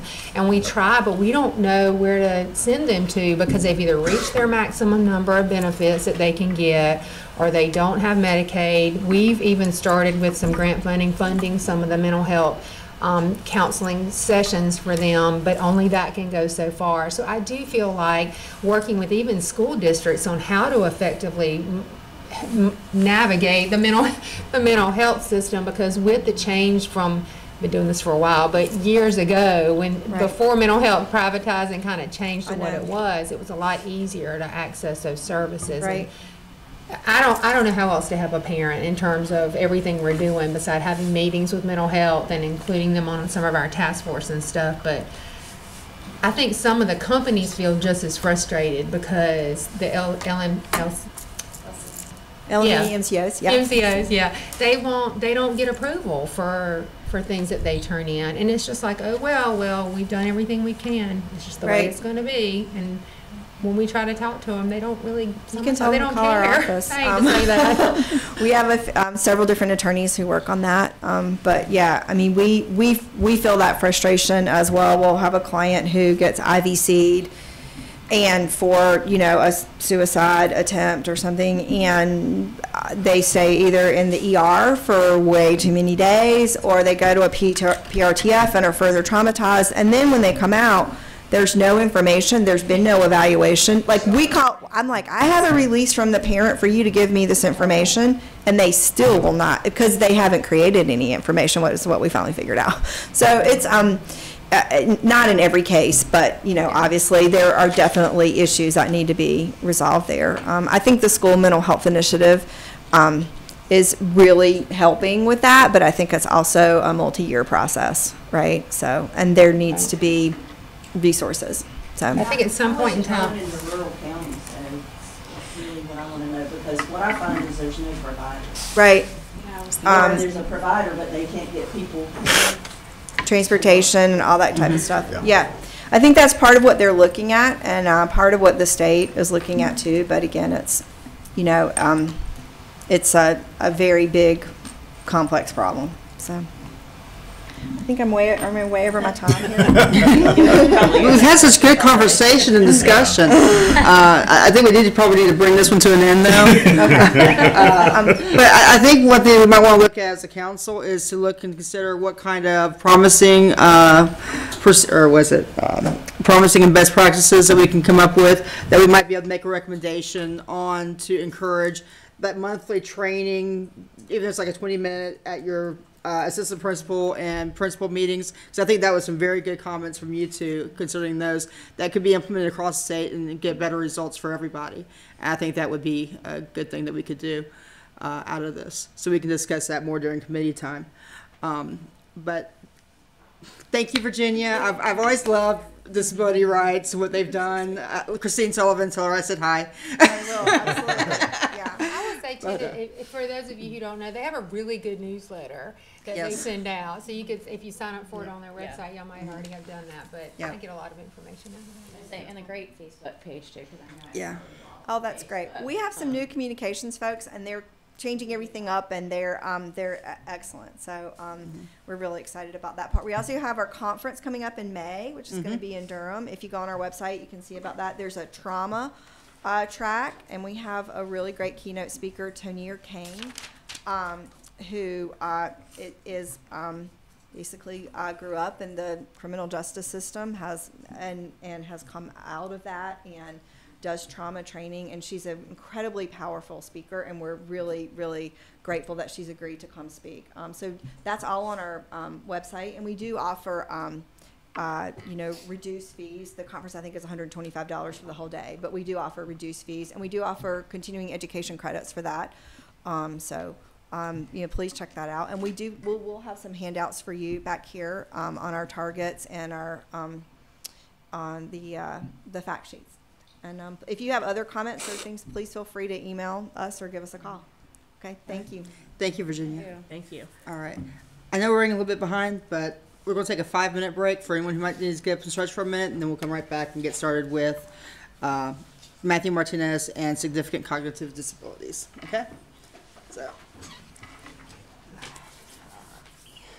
You better be doing your schoolwork, young man. Check yourself. Gonna get the look. Well, I was in DC last week, and he was supposed to be doing his schoolwork. He wasn't. We're going to go to the movie. We're going to go see like Lego Movie 2 or whatever it's called after my meetings on Thursday. If he'd gotten his schoolwork done, he hadn't done the first thing. So instead of going to the movies, we sat in the room. He had his pills and he did his schoolwork. And we ate pizza, but anyway. Farmer.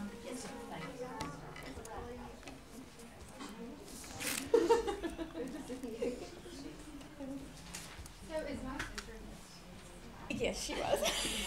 Okay, really good. I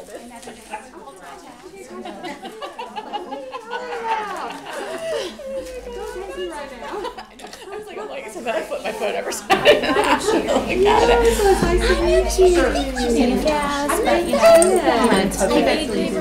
I do feel It was. I think because I remember seeing the roster, but I never put the name together. And then it was like, I'm looking at you and I'm looking at her. Oh my gosh, she's really and I'm like, okay. I'm the younger one though. She's the older one. Sorry, she's the older one. Yes. I know. Very good. Yeah, so that's on lunch today. My son's without a teacher. Not today.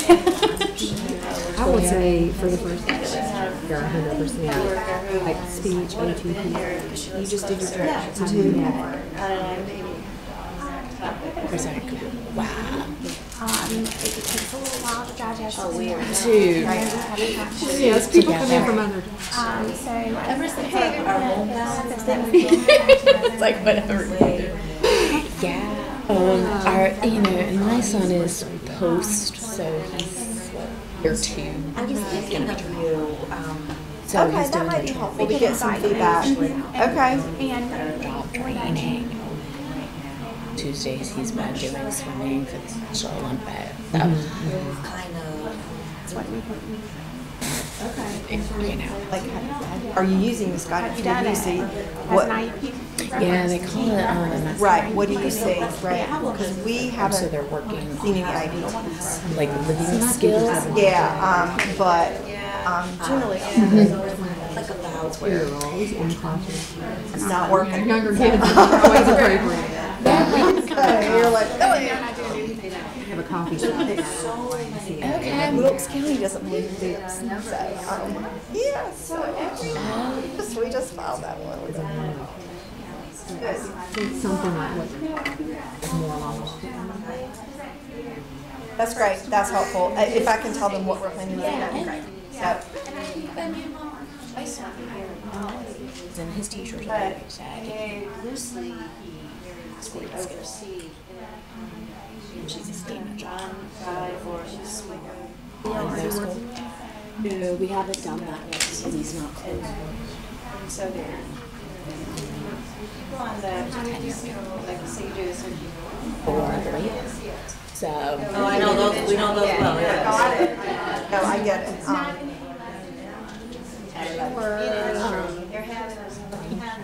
This is the frustrating thing.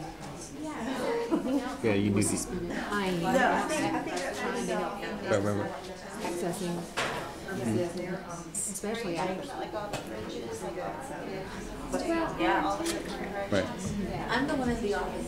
There's nothing goes to some places that nobody wants to go to. Good. What program they get him into? All right, no, that's good. If I can tell them my goal. He was Wake County, right? A lot of mine are just look like now. Learn how to headbutt them. You know how Bridget talking moments are. Did not. The charter school. No. Okay. Okay, that might be. Yeah. for him. You know, if that might be. I mean, because what I feel like. Get schoolwork done. Is it over off of Longview? Is it Longview or? Okay, good. Okay then.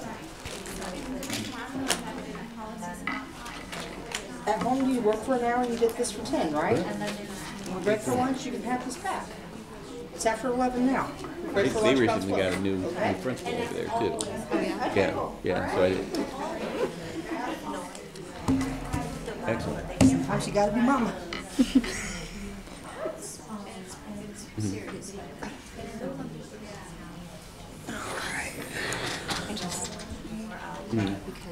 So are you here in the Raleigh area, or are you from somewhere else? Oh, I'm from Did Timberlake. they go through like legal aid? Or did they reach Person out? County. Okay. Yeah. Where? Cool. What year is he in right now? Okay, good. He goes and stays there because Right.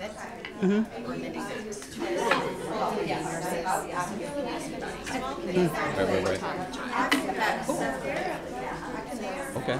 So, I mean, it's like, I can't remember the exact discussion, but What's he gonna do after? I mean, our human rights committee, we had, and had some of our clinical team at ASNIC, like, so if it's on the BIP that the parents give this, does that mean I am somehow responsible for that as the doctor or as a clinician? Elon, actually. His church is Well, no, it's like, it was kind of cool because, I mean,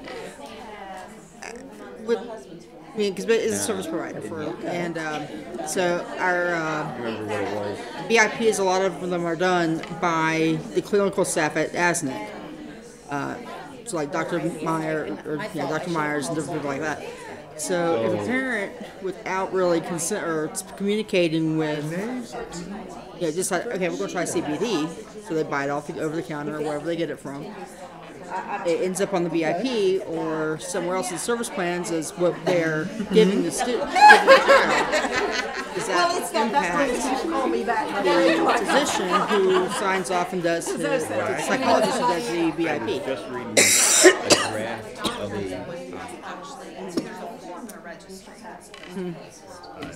bill that came to us about the process for requesting expungement. And it's, I mean, it takes a lot of work, and to be honest, I mean, and that's when they handle the registry. It was hard.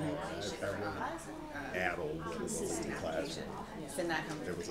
Yeah. Never want fill that out. Then the parent sends that in, and then that's when the registry. So they will add them to the registry. Now, when they're on the registry, it will just go. So at this point, It was the state of North Carolina. It's a huge, yes. I mean, that was one of the things that I think frustrated me. And that's kind of a systemic. More of the thing that next step was just looking at something. Dr. Christian. Right. Rob Christian knows over at UNC. But I think for him now, is that, and with him so close to finishing, you know, I mean, that's kind of a moot point for his applications of it right now, right? So I would say, have they gone to the NC Work Center? So it's a free resource, and it's located, I believe it's located on Wake, Texas. Yeah. It's very helpful. But they'll hook him up with what a employment counselor. Basically, they look at I understand. put him through a couple different vocational assessments. And I think his school counselor over at Longview might be a good resource for him to do this. Like say, hey, absolutely. That's the last thing that you want to have is going to a meeting and and then the parent notices there's friction even between the team, and everyone is not page. Oh, okay. That's not good. But I would just recommend. That's one of the things. You know, because a lot of times I think families don't know about some of these resources, or they think that like an NC Works is just for unemployment people. But really, I mean, they have folks there who focus on putting all those experiences with anybody. Different framework. They have a group that dedicate for 16 to 24-year-olds. Right now, as it goes for none of our staff That's why I think they need to look into the expungement thing, and I'll look, because I mean, this was something that was recently within the last couple of weeks, and very fortunate to me that we were reviewing. Filed or passed, where it is. Yeah. I can find it up there.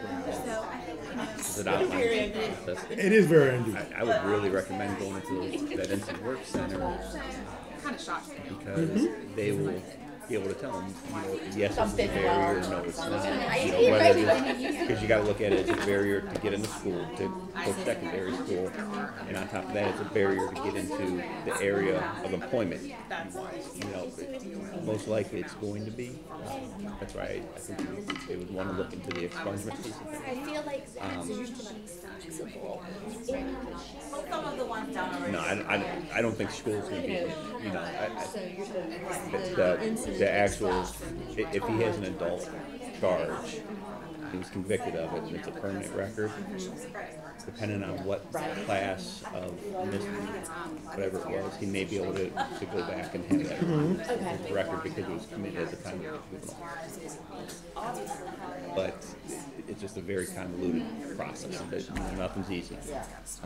But folks at the career center, they could hook him up potentially with,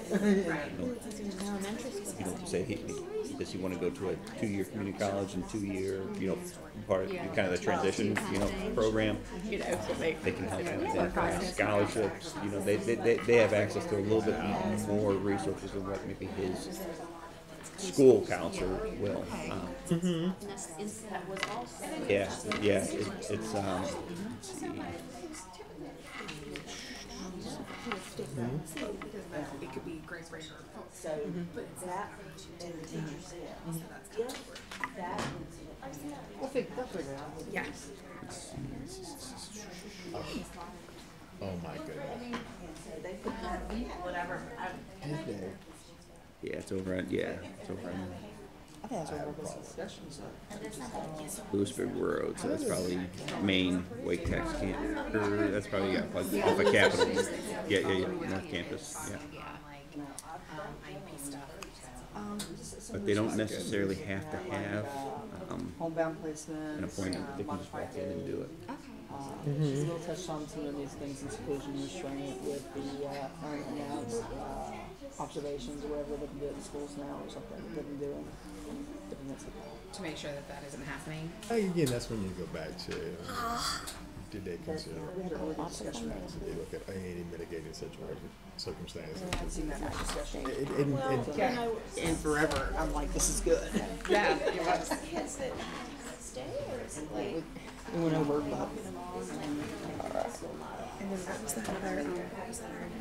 How much of that stuff was, you know, I guess. Yeah.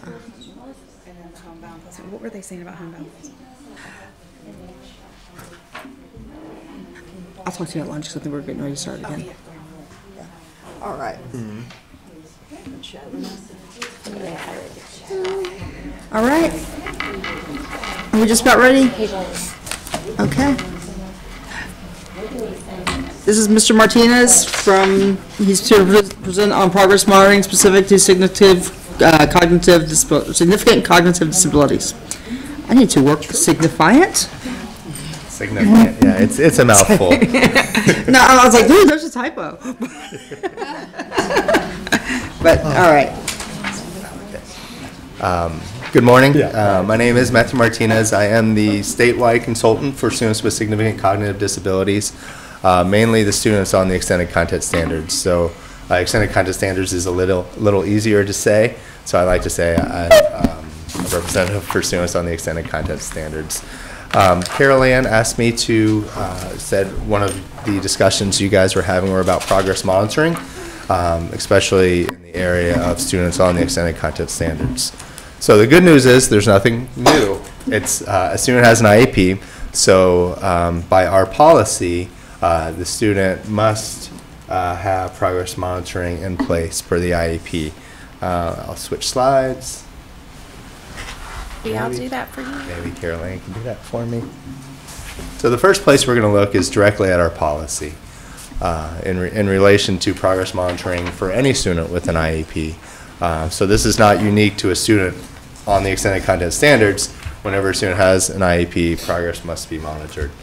And so the next slide is our direct policy, which says progress monitoring refers to a systematic, frequent collection of individual performance data. The measures are repeated over time and charted for the purposes of documenting and quantifying rates of improvement and to evaluate the effectiveness of the instruction. So what does that all say? It means all of our students with IEP goals should have a progress monitoring system in place. And so the next slide we're going to talk about are the difference, or how progress monitoring is used within the IEP. So as we all know, the 3-year reevaluation cycle, or more if the IEP determines the need. One of the evaluation procedures are the progress monitoring notes, are the progress monitoring data. And so those are your evaluation procedures. And within those procedures, during IEP meetings, you must review the progress monitoring. So let's start about, okay, well, progress monitoring's a little ahead of the horse right now. So what are we progress monitoring? Well, we're progress monitoring IEP goals. And so within those IEP goals, a well-constructed IEP goals, of course, have the SMART acronym: specific, measurable, attainable, relevant / results-orientated, and time-based. And so what is a quality IEP goal? Well, here's a couple. During small group activities, Bill will look at the speaker of the group 90% of the time in 4 out of 5 opportunities. That obviously is a social goal. Bill has eye contact issues, so when I wrote this, I was trying to broaden the horizon, because a lot of students on the extended content standards do have the significant needs, and a lot of those significant needs can be approached whether behavior or social. And for Emma, down at the bottom, it's talking about her specific use of assistive technology, which is with the aid of a calculator. She'll solve math problems that involve the computation of whole numbers with 75% accuracy. So once again, you can actually look at that goal. It passes the stranger test, more or less. A stranger could come in and say, okay, Emma needs a calculator to solve whole number problems. So we talk about progress monitoring. Where is it? It's within the IEP. So it is discussed within the IEP. And so I'm threw in the new ECATS form. It's the one on the bottom, because that will be rolling out in July, when it does. So those are the new forms. I actually like this form a lot better than the old form, personally, because it's right there with the goal. What are you looking for? What's the criteria for mastery? What's your method of progress? So it's all in one-stop shopping. Before you had your goals and objectives, students on the extended content standards are mandated to have goals and objectives to how to reach that goal. And so the progress monitoring is written right in there. So progress monitoring is different than assessments. Assessments are typically lengthy. They're administered on an infrequent basis, meaning they're not going to give you that nice linear line that progress monitoring will. Teachers do not receive immediate feedback to inform instruction on assessments. Sometimes there's that wait period. And scores based on national scores and averages. Well, students on the extended content standards, we know there are deficits. So a lot of times those assessments are difficult to give, because a lot of times those assessments cannot be normed based on the nature of the student's feedback. Sometimes the assessments do have to be modified, so the reliability can be skewed a bit. Good thing about progress monitoring for students on the extended content standards, that's conducted frequently. It provides an easy and quick method for gathering performance data and its analysis of student progress to modify instructional program.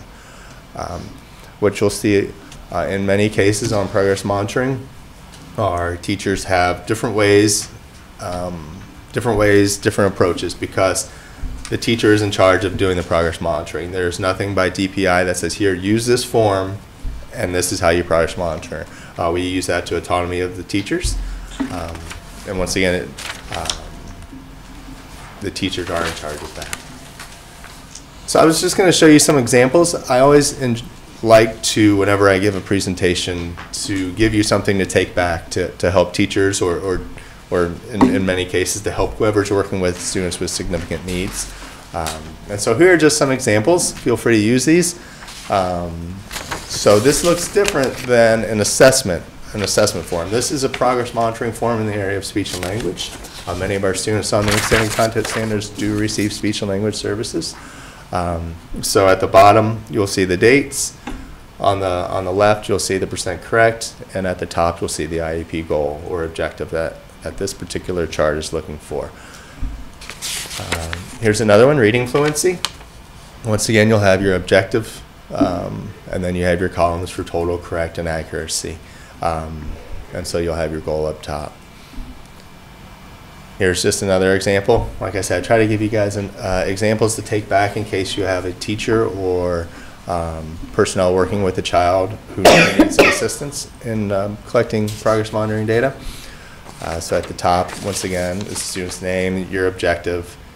Student response. Many of our students on the extended content standards have communication deficits or communicate differently than verbal language. And so this student response is a good indicator of how the student can respond to the instruction, whether it be verbal, nonverbal gestures, using low-tech assistive technology, using high-tech assistive technology. So that's a good piece there for progress monitoring. Here's just another one. It's a simple spreadsheet. Here are your objectives to your left. Here's your date and accuracy. As a teacher, I was a classroom teacher for just over 18 years, and I always wrote anecdotal notes. A lot of times this is insightful for students having behavioral challenges. However, this is good practice to take. Write about the student's day. Sometimes those 10 minutes after school that you write about each child can come back and help develop trends, which progress monitoring is hopefully doing for your students or for the students on the extended content standards. For me personally, I was able to use the anecdotal records to determine a pattern of behavior. So it's a 6-week pattern, 6 weeks on, and then 1 week we are ready for that week to put in some extra supports. And like I said, I always like to provide something to take back. If Carolyn, if you could go to the Google Form presentation. Thank you. So I do not own this. I found this as an extremely useful tool when I was an educator. A lot of our LEAs and charter schools are going towards Google. And a lot of the issues we have with progress monitoring is how are you supposed to teach and monitor progress at the same time? As a classroom teacher, it's extremely difficult because you want to be fully engaged with the student. You don't want to be engaged, disengaged, engaged, because the student will pick that up really quick. So the benefit of this presentation here, like I said, it's not mine, but I used it, and creating Google Forms was actually a great time saver for me. Let's see if we can go through this. Okay, so why use Google Forms? Like I said, a lot of LEAs are going to that Google platform. One issue we have heard is about the site security. So keep that in mind. But what does this look like when monitoring a math goal? So you can set up an easy bubble sheet. So this way you can continue your instruction while keeping data with the click of a button, rather than picking up a pencil is often distracting for students on the extended content standards due to attention spans and whatnot, especially if the teacher isn't fully engaged. So oftentimes, just keep that right or left hand handy, click, there you go. This is a slope goal, which if the slopes are on the extended content standards at the high school level, and so therefore teachers need to be teaching it since it's on the extended content standards. So there it is, a little zoomed in for us with weaker eyes.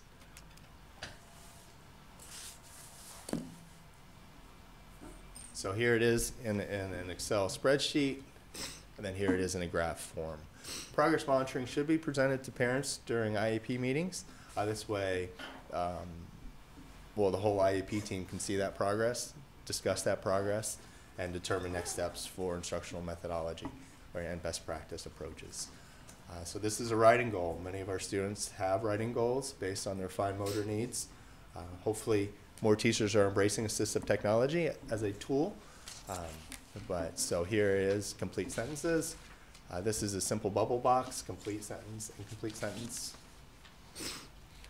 So here, it'll populate an Excel spreadsheet, and once again, give you a nice visual. Visuals help everyone. So this is an instance where the visual, you can present this at an IEP meeting. Here's the progress that we're seeing, and then determine if a goal is still needed or adjusting the goal. Once again, many of our students have behavior goals. That's why they are on the extended content standard pathway. Not only the cognitive piece, that adaptive behavior piece also must be considered. So within this form, we have, Carolyn, do you mind zooming in just a little bit? Thank you. So within this form, so as you can see, John D. has some focus issues and maybe some sleeping issues, and he likes his phone and refuses to do work. So these are all the possible scenarios, what could be happening in John's classroom. So a teacher, all they have to do without calling attention to who they're looking at or why they're looking, just click that button, and so this way the teacher can evaluate their instruction, evaluate, hey, how can we get John D. on task? And it also provides valuable data. Okay, is John D. displaying these behaviors during certain time periods of the day? Well, maybe we need to adjust instruction during that time period also. So once again, progress monitoring is giving you informed data about your instructional strategies. So here it populates in a nice Excel spreadsheet. And then here's your summary. The summary will also allow a team of individuals. I enjoyed the conversation earlier, hearing everyone's ideas and thoughts. It's always great to have a group of dedicated people engaged in conversation. And that's what progress monitoring will do. It'll provide a group of dedicated individuals to have a meaningful conversation about specific goals for students. And so here's your graph, once again, about, okay, John's having a tough time playing with his phone. When's he doing it? Why is he doing it? And then here's anecdotal records. I found those to be just as useful as the bar graph and the spreadsheets, because it allowed that personalization of and the thought process to evolve within the team's mind. Is, okay, well, John fell asleep today, he didn't do any work. Why is that? Well, and then you can get the parent involved too, and sometimes I found a lot of useful information when I presented data like this, such as, oh yeah, well, that makes sense, we've changed her medicine, we've changed his meds, he didn't sleep well. A lot of my students had interesting sleep patterns. So I had one student stay awake for 3 straight days, and so when he came to school a little sleepy, showing mom this data, she was like, oh yeah, that was one of his sleepless cycles. So it informs instruction, but it also personalizes it. To have those nice, meaningful conversations, which often builds relationships. So once again, populates a spreadsheet, and here's your bar graph. And the next part is how to create the form. I'm not going to go into that offhand. It's within the resources. So if you have a teacher or if you're a parent and say, you know what, I'd like some more data about my child, here's a way we can help. Simply link this to your classroom teacher or anyone else you feel could benefit from how to progress monitor, and I think it'll help their life a little bit, so which in turn helps the students. So I'm before lunch, and so I was trying to make it nice and quick and easy. But so I guess at the end of the day, progress monitoring for a student with an IEP, no matter which standard course of study or some content standard they're on, it's the same. There's no difference. And so I just thought I'd give a brief overview.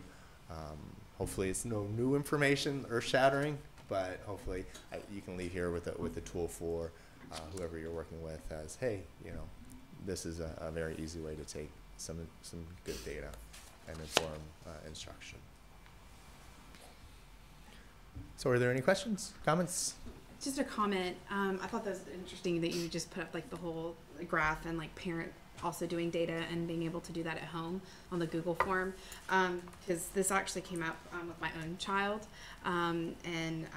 He has a past of cerebral bleed, so the forgetting, we're very forgetful about things. So it's not like I can just say, hey, you know, remind your teacher, you know, things didn't go, you know, didn't sleep well last night or whatever. Or sometimes I'll leave a message and she might not get it immediately, that kind of thing. So I actually went into the IEP meeting not too long ago and just stated, you know, I think we all need data. Like, I need to collect data at home, and I think you guys need to be collecting data on that kind of stuff because of the behavior stuff of him wanting to fall asleep or, you know, different things. And it was a game changer. It was a game changer for the teachers, but it was also a game changer for me because they were able to send me stuff and I was able to kind of look at that and put it together and say, okay, you know, no wonder we had such a hard time doing homework this night, you know, because we had all this going on, or he had this, you know, the night before. Whereas for them, it was also great because they were able to see what he was able to get done homework-wise, percentage-wise, and then also be able to say, oh, okay, he didn't have a great night, so then this kind of adds up. And it was a really big game changer, and the administration even at the school was like, this is awesome, why haven't we done this before? So, and he's only actually, he's not actually in the extended class, he's actually just resourced. But even that, you know, for those types of students with issues like that, I think that's a great idea. So I think this is wonderful. Yeah, it was, you know, I taught before the age of Google. Yeah. And so it really did, it's instrumental in embracing that technology as a tool. And in all my years, me personally I had great relationships with my parents because it was open, honest, and if someone had a tough day, you didn't sugarcoat it. You're just like, look, this was a tough day. And the parents were like, oh yeah, I got this. But so that took the conversations out. So just looking at pure data also allows a more well put together IEP. Just looking at the data, okay, what's happening here? Because a phone call, a lot of times you don't document that, or you have sidebar conversations and you forget the purpose of the phone call was originally to talk about the time of the day. So we actually through progress monitoring, we discovered every day at 12 o'clock the student was having a rough time. So we adjusted his schedule, and it ended up being the transition to lunch, which just blew his mind. He's just like, no, you know, it was just too much for him to handle. So we came up with a new strategy, and as a collaborative effort, you know, the whole team approach, we solved some problems. So it's always good to have that data there. Yeah, we also have a lot of kids that, you know, my son as well, with like the whole agenda thing, you know, you have to write your stuff down, teachers need to sign it, mom needs to sign it, that kind of thing, going back and forth. So we also did that actually on the Google form. The agenda would just be that, so that it wasn't such a him having to do it, because it was never, couldn't read it, you know, it was always a mess. And so, but it was also hard for the teachers because there's so many students in the classroom, you know, so it was really big. That was also something that we added that was really good, was the agenda part. So that everybody could kind of go back and forth and know what was going on for homework and that kind of thing. Yeah, that's wonderful. And also, I'm left-handed, and I write like one. And so parents would comment, Matt, what did you write here? Right. I was like, what is this? So typing, you know, in this day and age, it's... Yeah, and the teachers say, I mean, they're in Google Classroom all the time, you know, doing that kind of stuff. So it's so much easier than having to make sure, just that one extra thing of remembering, I got to go sign Johnny's, you know, agenda or that kind of thing. So it was really helpful. Yeah, one of my prouder moments is when a teacher or when the parent would call me and say, you know, man, I didn't even know my child could do this. You know, because, I mean, we look at that steady growth. A lot of times, students on the extended content standards, that growth slope, you know, isn't quite like this. It's a little more horizontal, but there is progress. And so a lot of times what I found my parents would forget that aspect is the daily grind and the daily grind. Well, at the end of that daily grind, 9 weeks later, their child was here. Now, you know, they're just a little bit higher. That's a good thing, and that's something to be cherished and empowered. So. Great progress monitoring here also helps us, and I get lots and lots of requests from medical providers and outside providers with the right confidentiality agreements and such, providing great progress monitoring data to those experts and getting additional services first. So we've used our anecdotal data and such to get them maybe in therapy or additional support with their outside providers, and that's been invaluable. And we've got great progress monitoring data with the right, you know, Yeah, and that's a good point. I had many of my students were on medicine, either seizure meds or behavior-related meds. And so, once again, with those confidentiality forms of permission to speak with the doctors, they would use that data to determine if the student needs less meds, more meds. Are we zombifying our kid, or are we not giving them enough? Or I think it's emotionally hard, but also even potentially difficult for a parent to explain what we explain to them. So us providing it directly in this kind of a form, obviously the professional should be able to draw the conclusions. Yeah.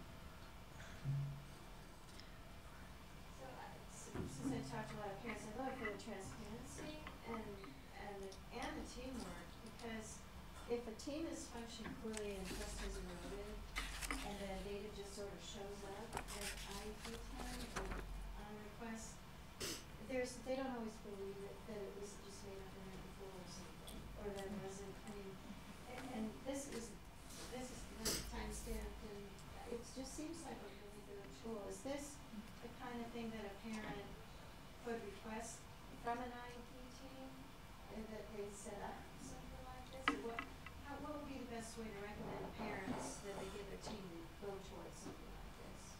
In your IEP, you guys would decide how your progress monitoring each goal and what method progress monitoring goal.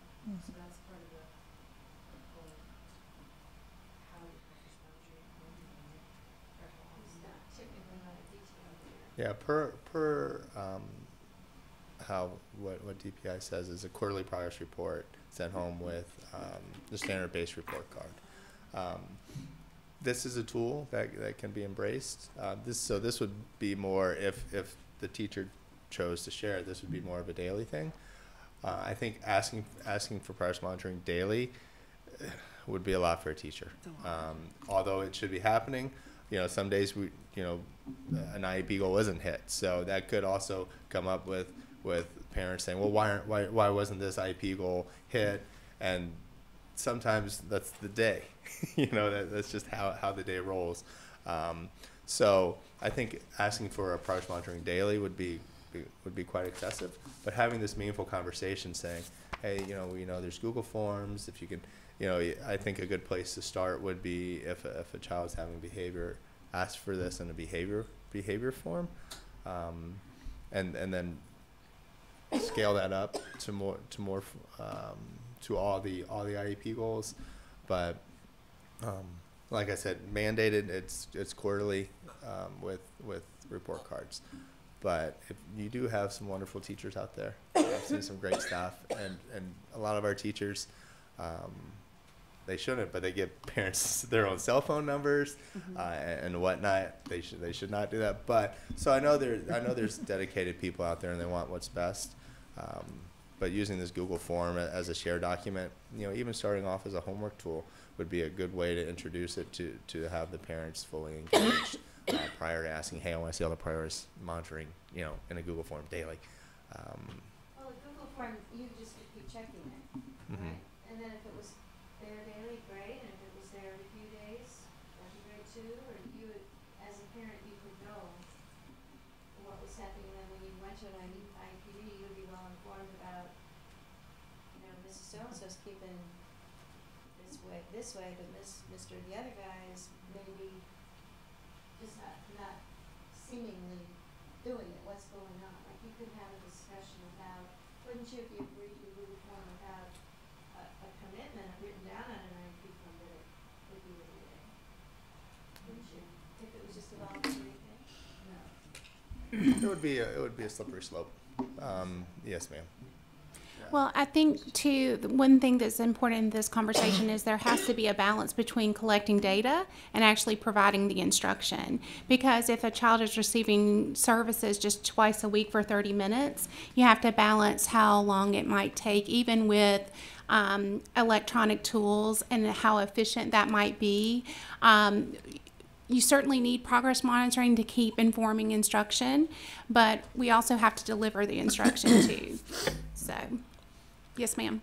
I had the question come up one time in an IEP meeting that the Google Suites, Google Docs, spreadsheets, forms, could not be used because they're not secure. Are schools allowed to use this to collect data on their students and share it among like the approved, people? So there are different subscriptions that you can have with Google Suite that makes it a secure site for the collection of data and classroom activities. And so that's going to depend on how the school sets that up. From an EC perspective, our just general recommendation is that any personally identifiable information is very carefully guarded no matter what platform is used. Okay, and so that decision is made at the school or at the district level as to like the security level? It can be some of both. Okay. Typically, though, my guess is that the LEA is going to have its instructional technology and IT rules that apply, and so whatever their policy and procedures are around those data and that technology will be governed by the technology rules in the LEA. Yeah, just as a reminder, this is just one tool that can be used. Progress monitoring can come in many shapes and sizes, whether it be work samples, whether it be your spreadsheets, or those anecdotal records. So this isn't like a one-stop, here's your solution to progress monitoring. This is just a tool to be utilized if once again, your LEA supports it, if your teacher supports it, but it is a data collection tool for progress monitoring. So. There's also some apps out there that teachers are utilizing to keep their progress monitoring data. Some of them are charged for a fee, some of them are free. I would gear towards the ones that are priced because you get a lot more security for that price. But I don't have any specific examples of those offhand. Are there any other questions in regards to progress monitoring? I have a question. It's not really about progress monitoring, but do you guys offer any guidance or policy on how parents are informed when their child is placed on extended content standards? It is an IEP team-based decision. It is. Right, I yes. know, but the explanation of what that means. Because I find a lot of times parents don't understand it, and some parents, even their children get to high school and they don't realize they're not diploma bound. Yeah, we totally agree.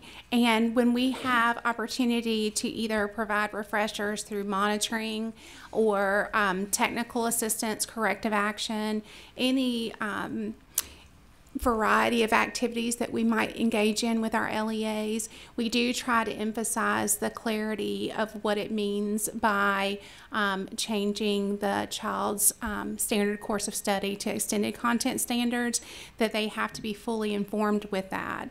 Also, in addition to the latest update as a result of ESSA and the in the federal regs where we have to look at the number of children who are assessed on alternate standards and of course have to be provided instruction on alternate content standards such as the extensions that we call them in North Carolina. It has specific requirements in there that parents are notified about what that might mean and their options around that and what it may lead to what might be necessary after a post-secondary level, so that parents are fully informed about what those decisions mean.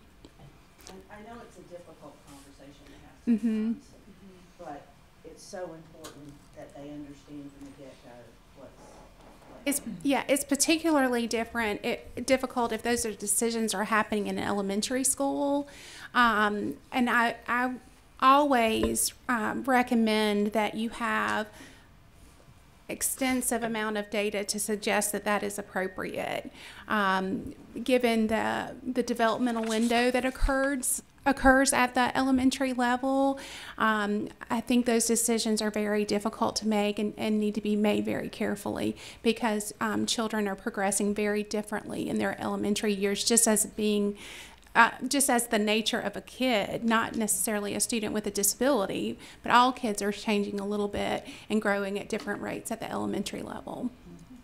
And on DPI's website, Carolyn, do you mind navigating for me while I talk? It's on the Exceptional Children website. Okay. There is a guidance document that is helping IEP teams, and if you can go to disability resources, please, and go down to significant cognitive, Okay.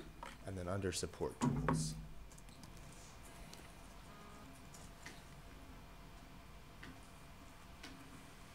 So on our website, so students on the extended content standards, they receive a certificate of completion.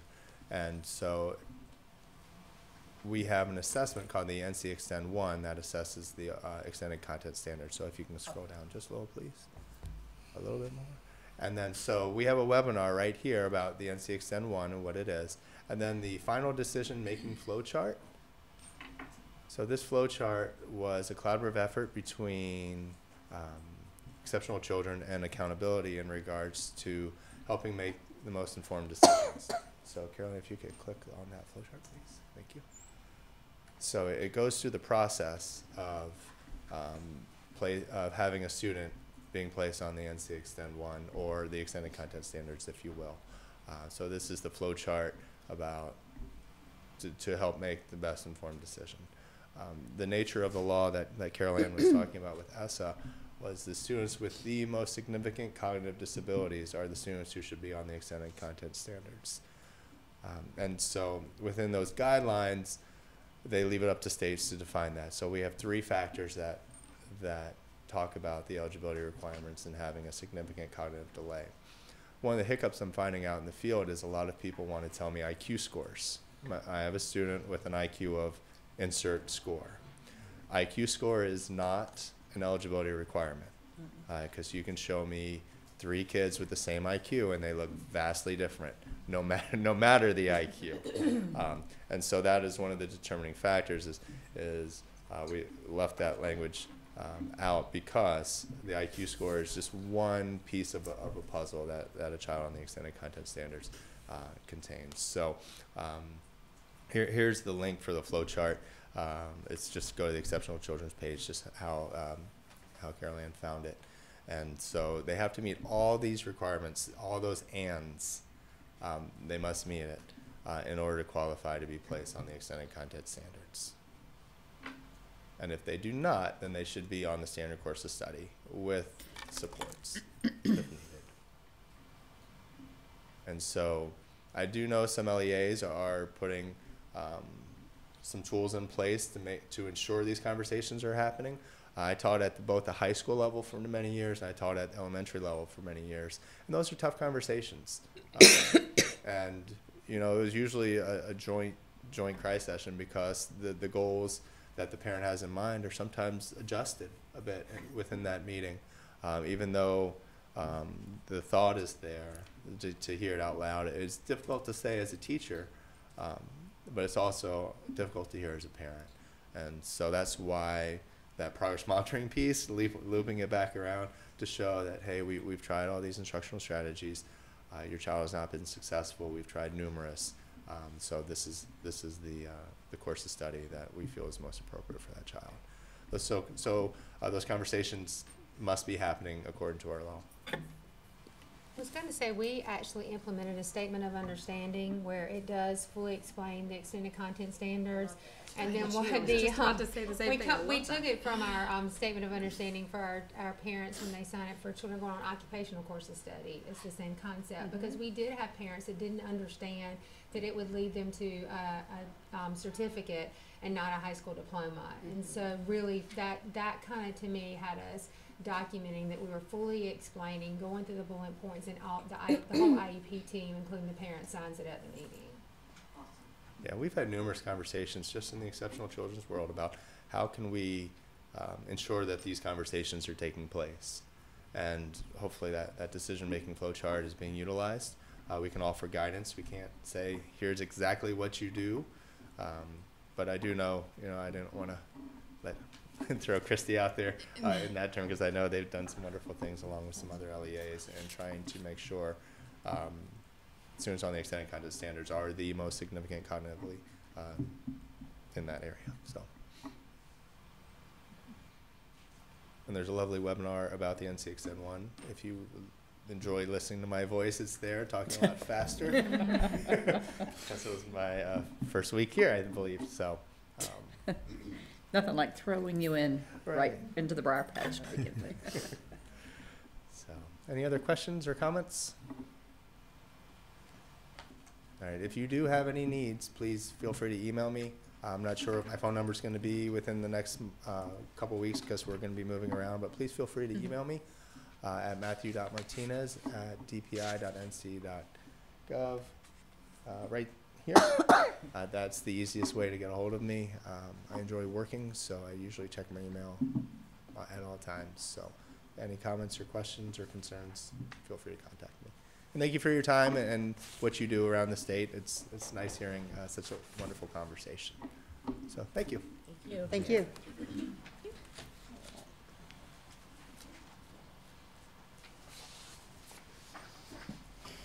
Okay, it is now lunchtime. Who's ready to eat? Nobody's ready to eat? It's too polite to admit it. All right. Thank you very much, Matthew. We'll break for lunch and come back and start working on committee work. I know Celine and Catherine are both new to us today, so our committees. Where's that paper go that we had earlier? Do you have it?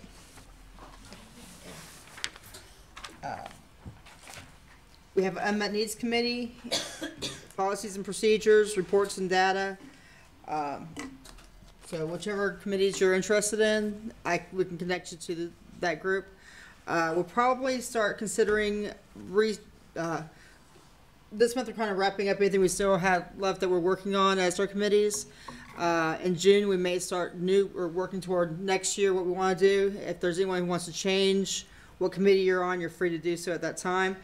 We do need a new Policy and Procedures Committee Chair, so if you're interested in heading that up, that would be fantastic. So if there's any questions, feel free to ask me during lunch or right now if you want to, and we will break for lunch.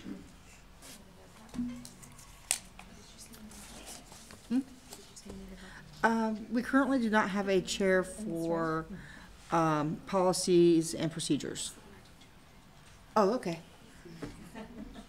That just made it easy. Yeah. So. Usually they didn't say this time.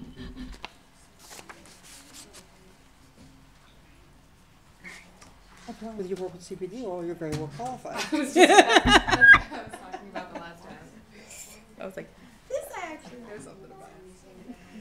Yeah. Actually helped.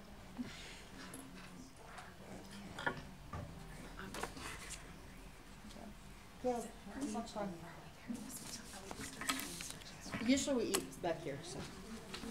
Well, we eat in here, but usually food's back there. Can you put your book underneath your seat or something so that people aren't stepping on it? Thank you. Bridges.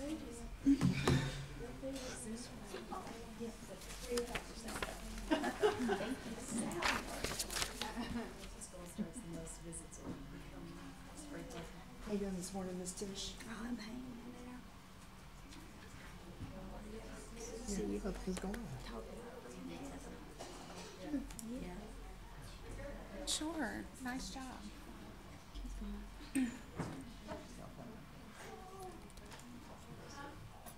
It was a nice job. Thank you. Girl.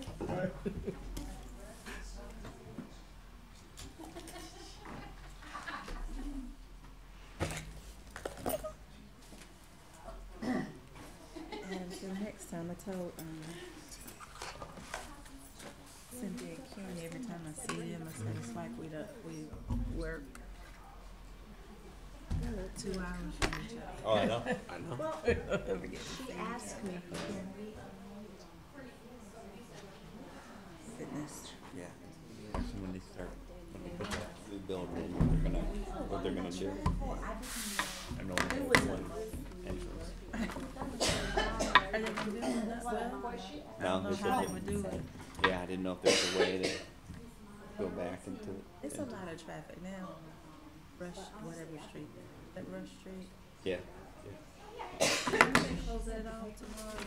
Yeah, I don't know what they're The one doing. we can't come in from the other way, it's only be a Hammer Road entry. Yeah, but then that, where they have the sign is on that left turn lane, which just jacks everything up. That ain't what the email said. The email said it's coming in from the other way. Yeah, so that's just kind of, if you go turn left there, or even if you get. Yesterday afternoon, I left right at, It's no, working.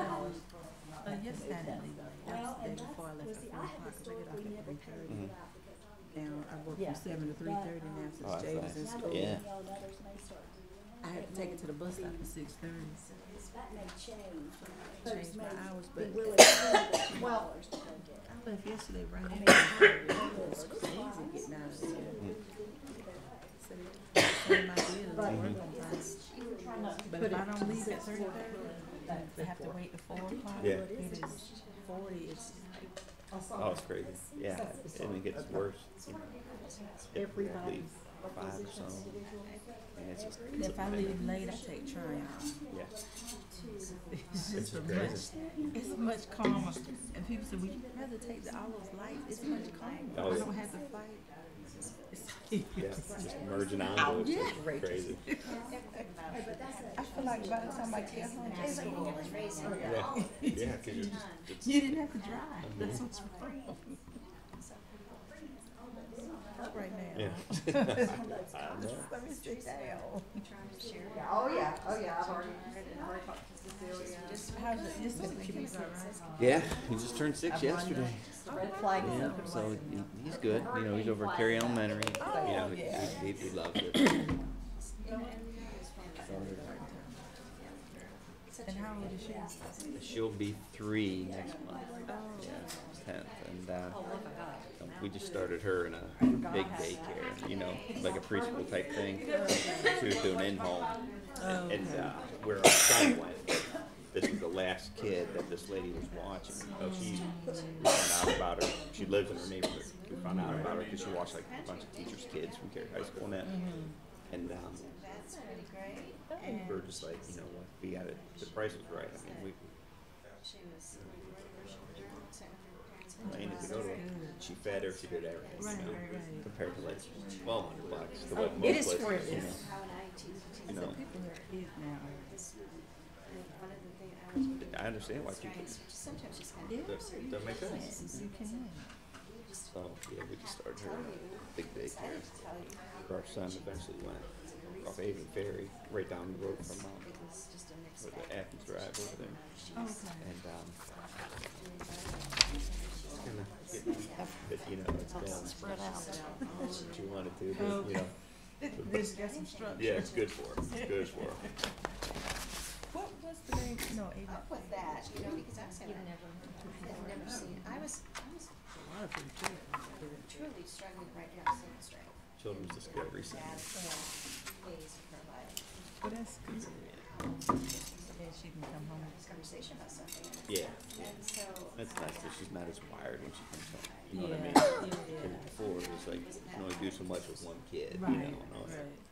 Do something with this. This might be like any Yeah, opportunity. yeah, definitely. Yeah, it was. I remember when Jay was. What she went, it was a change for her. Oh, yeah. She was. They always would say she's different. I'm still hearing that. Yeah, yeah. That's great. She's nothing. She's different. It's all right. It's supposed to be good. Perfect timing.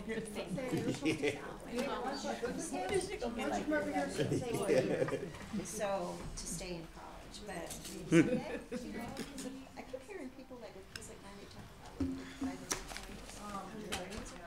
She's doing good. She had Alright, what you got? See? a dental procedure up in Boone, So, a couple weeks she ago made, that, she's with 2-year-olds, which right is here, like the same thing, you know, I mean. that I had trouble with that for, but It's like, it's very. yeah, sedation industry was. She can, from like 5 different little children, it doesn't really make her tired when you person like me. But she's doing really well. You know, and she's. That's great. Yeah, so she's never once asked for money, she's paid bills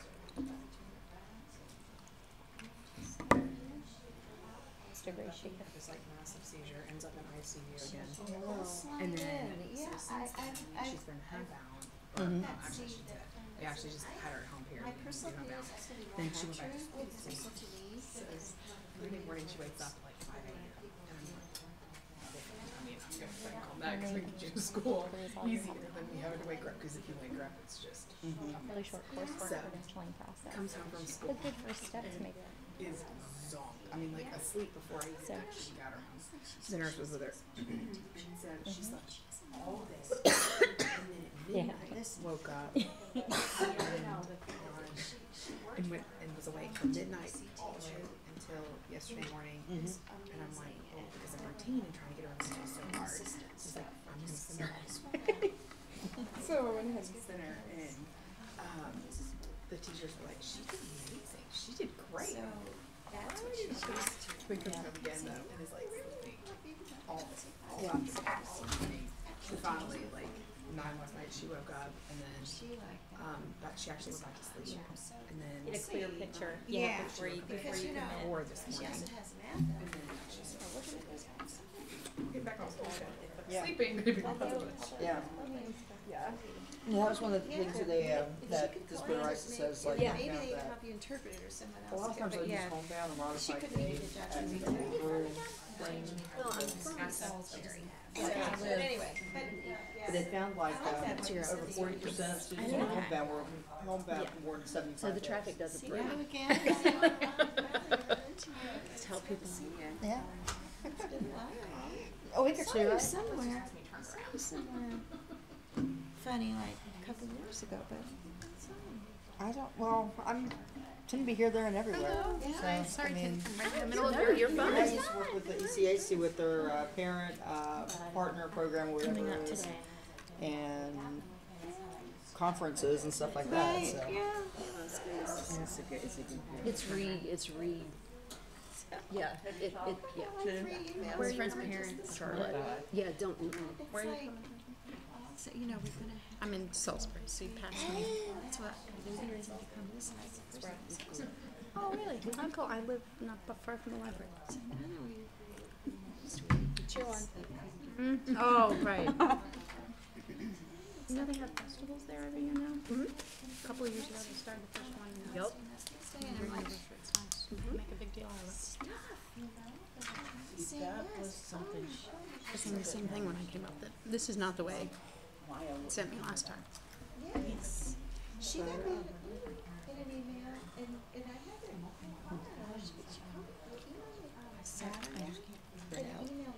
Sunday said, I'm really disappointed. I was like, so the belt line, inner goes clockwise, outer goes counterclockwise. So if you're coming in, like if you're gonna come in from Wade, but they've done so much construction and rerouting there, I wouldn't even bother with Wade. And, I mean, I don't know that my orders come about 3 days a week. And then extra funny. And then it's just, it's such a mess. It still goes straight into I mean, my daughter was on, But then I was she was on homebound, she was on modified day. Yeah, it was like the weirdest thing. Which, No road. See, I was gonna say, but I use Waze. Okay. Because it's live and people, as they're driving, like it, you know, it tracks you with the, and so if they're all stopped, it's up on your map. They were getting what? Reroute you. They're having this behavior from transitioning back to Love school. Waze. Sometimes, every now and then it'll take me in a weird, I mean, it was. yeah, in a weird something or So another. what's the point? But no more so than And so she's not Google ready to Maps go or to school because any of the others, but she's not able to it's, handle an hour. It's like she can't handle an hour because she has another and transition it'll back also into school. sync with your calendar. You know, I mean, transition. Like if you have a meeting and you have to How's that put your transition calendar, is- it'll give you an alarm of, okay, you need to leave at this time because traffic, you know, so it monitors the traffic. It's like 1 hour at the end of the day for. And like you can look up, you know, if you're coming into Raleigh for a meeting or whatever, and you can look at what the average traffic is by time for that particular day. So like, you know, if the Monday through Friday, you know, these are the bad traffic times or whatever, but it'll sync up with your calendar and then it'll tell you that you need to leave, and then if it senses heavy traffic in that area, it'll say earlier and it'll, And that, anyway. it's a little bit more live. And other users can report construction and accidents and where the police are sitting and, you know, all that kind of thing. It's really hard. That way he can nap, and then for a couple hours, and then go back to bed though at night because that was 2 cars and he was coming home at 3:30 in the afternoon and then napping. And he was exhausted. And he sleeps till 8. Exactly. Exactly. Yep. Well, I mean, I agree. There's some kids that for whatever. Yeah. Right. Going down. Homebound and modified days. Right. I mean, it works great for him. But homebound should not be used for behavior for behavioral. When I'm coming into downtown, I'll usually take the outer belt line, the South Saunders, and come up from the bottom because it's more direct. There's not so much of this going on. I was surprised it took me less than 2 hours to get here. I had another hour on for you. About 2:40. Okay. To about 6:40. Where were you coming from again? Right. I can see some So kids, yeah, I mean, that's a they good have 45-minute difference for from medical reasons, that's what they need. And especially if they have a parent that, okay, have a break or. My husband was so excited when we moved to Apex. He was like, "It'll only take us an hour and 45 minutes to get back home now." I said, "Dude, School would help supplement and help support. it still takes 2 hours. We're not that much further west." Because we lived in East Raleigh, but in East Raleigh we lived like right off of 540, so it was highway everywhere we went. And in Apex, it's more of a town, so now it's stoplights, and we're not right off the interstate. It's like, dude, no, it still takes. That's the direction we're heading, is to do it this way. 64 to 421, and then 85 south. Yep.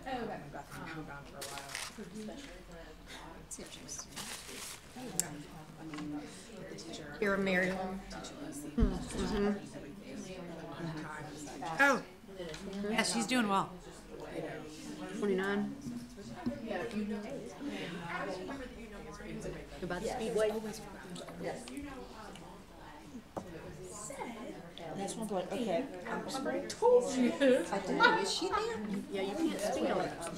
Can you just buy me some Speedway? I'll feature myself. But it was really the world. Yeah, honestly, I'm glad that we have the right now. Stretch of Going and there's 2 lane and there's no. For that situation, we had in high school was great. Through Concord.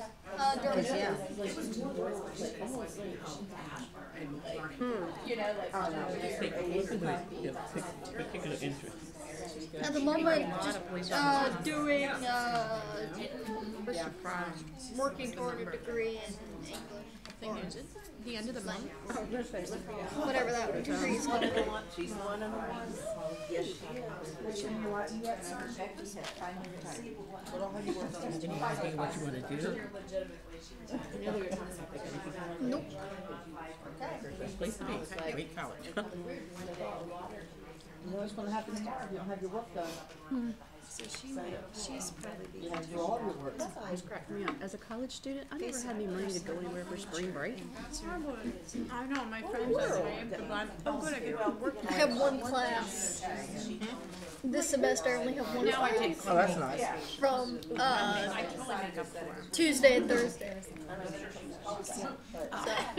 Wonderful time, and that's. I'm gonna live it up. Where are you I don't going? ever get to go anywhere. I know, Catherine, where are you from? London. Pershing County. My husband. Yeah, so we were there this summer. I stumbled across a Community college website. there? We're getting ready now. No, I go to Durham Tech. Oh, okay. So you put in What are you studying? city that you're going to. Asking if he wants me to. It pops up all these little bubbles with pictures. Figuring out which one to study? Yeah. You're just taking courses in the meantime? Museums and I hear you. historical things and attractions and Taking geology this semester. That is my It's very fun, I think. or you know if you don't see a little bubble for I it, took put a in what geology it is class that when I you was in want school at to Western see. Carolina. It'll create an itinerary And it's for been you very and interesting. order for it. I actually got pulled up. And it tells you like how many, how long it takes, it tells you if you need to, if there's public transportation from one thing to another, or if it's walking distance, or if it's. That's really cool. Is there anything you're excited about too? Yes. You know, when first brought it up, because he has a colleague that lives outside of Paris. So we're staying with this person and his family. Oh, in Paris. Or right outside. That's wonderful. And, Have you ever had a student before? so I really was 2 weeks. here, beginning of April. That's so exciting. So What a beautiful time to be. That'd be a long time ago for you. Yeah, I don't think we ever had a student age. Is it? Person with this book. I thought the spring in Paris was like. I know. Yeah, like, well, that just throws off my It's good, yeah. Well, From her recent lived experience. Maybe I looked at the average, so we could hit a warm spot. I don't know. Very different now. Yeah. But I mean, I think I might have had 9 weeks. I had think some it'll here when I was in school. repopulate. Yeah. But no, I mean, So, So I oversee all the schools within yeah. So like if you would plan your trip to Accessing Raleigh, disability services at you could put in Raleigh, and then like the closer you zoom in, some issues And with that. and Kelly next to me, she works with the Department of Prisons. you tell it when you're gonna be Prisons there there, that have whatever. But so if we wanted to see the Museum of Natural Sciences, We just did one Oh, yesterday. did you? Oh, did you? We just did one yesterday. CMS is doing theirs next week. So the way that it is right now in North Carolina, we're listen, going I to can't state keep up. and charge kids under 18 I don't know if you've ever been to the CMS one. So we actually Yeah, I don't know how to pronounce it. one female But so facility, you just 3 just kind But of I was talking Prisons. about whatever it is that you want to that oversee see, that and it'll. extremely. or And so, most you know, subject, 6 and 7 I don't think we're gonna have time because we charge and you could technically be 14 or 15. you know we kind of made a list of. But that's So, all yes, that so see, common. like, But we it'll do put have it a in good order number, by 16, 17 location. years old in the Give adult you, system. You're walking towards. yeah, if it's walking Yeah, or if there's a little bus buses. line that God, from goes to beforehand, certain Yeah. things it and just how much happened a time. couple of years ago.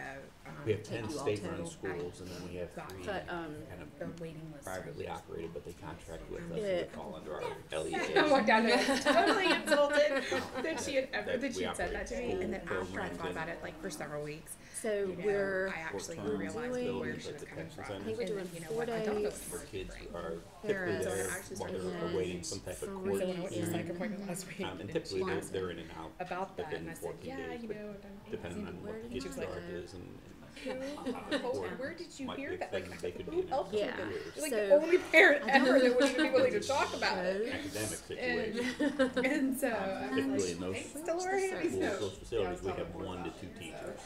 But, Try to leverage a lot of like online instruction and had to be there. Me and Nick. tight Oh, you're right, I have to be there to. One last summer. No, I'm gonna So, Children that I was gonna you know, we have a lot of turnover of students, so I guess what would be Your capacity on one given day then? we typically have expected to run, but it's a light about hard time where 120. just the community college. Seattle, You know, because kind of get- they're what they're allowed to just do goes is on and very on. different. I mean, on and on. And it Like doesn't the stop. two laws don't meet. Community college and. You're talking about like 1%, you So it's like know. we can't give them, so we have kids in CCP Yeah. classes, so they enjoy it. Okay, yeah. Kids, and we Yeah, but give in them a to strange sit way down for the some 504s and that's IEPs. opportunity to have that defer for education because you take away all They're not the other supposed to external do factors. anything, and we're like, okay, but Our they're, teachers, these courses are on they're our really transfer. I always think instrumental that's in right. that. See a city Not to say that we don't have behavior issues and all that other stuff, They're but like, yeah, I know they're that not he is taught gonna, all the other, they don't have. he's gonna okay, wait, that's a They don't have, all these airport. other, And you know, then different types of meetings. That's take us, because I think we put it there. where they're not They can go. Yeah, resources and disability. even if the parent though has enroll in college, Stuff like that. we have So students Flying that into can Paris. sign releases. we know what, we know the kid ate. I think we're flying. Well, I guess that would be If true something if they don't happened have, in the unit parent doesn't before the have kid like came to full. school, you know. And it's not my favorite airport. Yeah. So my husband travels a lot. So, but so if the parent, but if the student is 18 and in the care of their Say parent, when they leave that this was, you know, they're back on track. He said, School, Yeah, because was they're it, not 18 and then in our our case, case, we we jumped jumped to college and He didn't. But County Charlotte's school a nice system, area. but that same Yes. thing there, OCR, So so it all because the depends courses are on in the high school transcript, the what school their system is responsible for charge is. ensuring we can't, I can't How really they tell progress so the we, goals. but Right. not Mental to do my, health treatment that goes on. that's been one thing we're trying to figure out how to work with. A therapeutic group So, go through.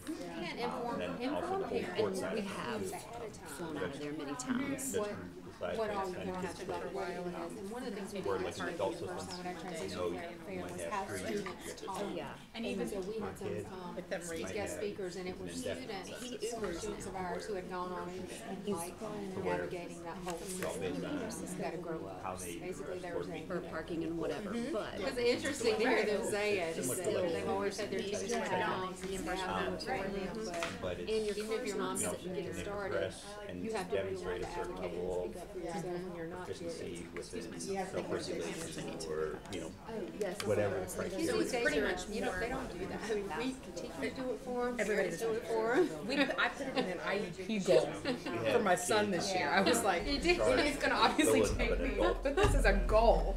You know, For a misdemeanor, then typically they're in their I'm like, oh my god. a adult, then they could be in there a year So, or longer. so then I guess is We- the issue then Our with average is just going about to a year. school? Our longer term Obviously, they're facilities, able, so they're really not, so the parent doesn't have but, that you know, we right take over kids. them. Well, And and those those are the ones that that are honor because- the 504s are IEP. Actually, we They just do their graduated a girl last year, disability did her whole plan, high school. accommodations plan or something. Is that at all schools or just at each college has their own? The college system, And they're for murder. but they don't honor a 504 or The anything. girls' So then what situation we is said was let us be a part of helping develop boyfriend that. Right. You can't be a using part of that. wasn't, Between the you know, student and the taken on disability board. coordinator. We've had some students that have taken their parents with them. I Don't know the yeah, specifics, but yeah, but that's that's kind of what it, yeah. Yeah. but, It sounds you like know, it might be something that we need to look at when our students are thing is, I sophomores, guess, before they you know, start that considering when she CCP. does, when she is To see if we can like, okay, these are some of the things, have if you're the adult confused, charge that on her we need to sit record. down and make sure you understand. Yes. That we need to look start at a teaching. failed system there. We tell our parents everything, like, our parents are geniuses. Yeah. Yeah, not to pat myself on the back, but you know, we've been, you're working years and This years. one, and the- years. But we've got some point has hand a- over the road. Well, I mean, like yesterday, it's hard. I know. It's very hard. Well, it's like yesterday, I was like, okay, Gail, here is your checklist for the curriculum book that we're using. Yeah. Because at that time, you know, you're talking to It's kids just like who a hadn't list, even this been is in high school exactly yet. every day. Cool. Every week. Been trying you 10 I minutes make in him the a morning. nice little color-coded thing. So, Last you know, night, I made him sit down and do it.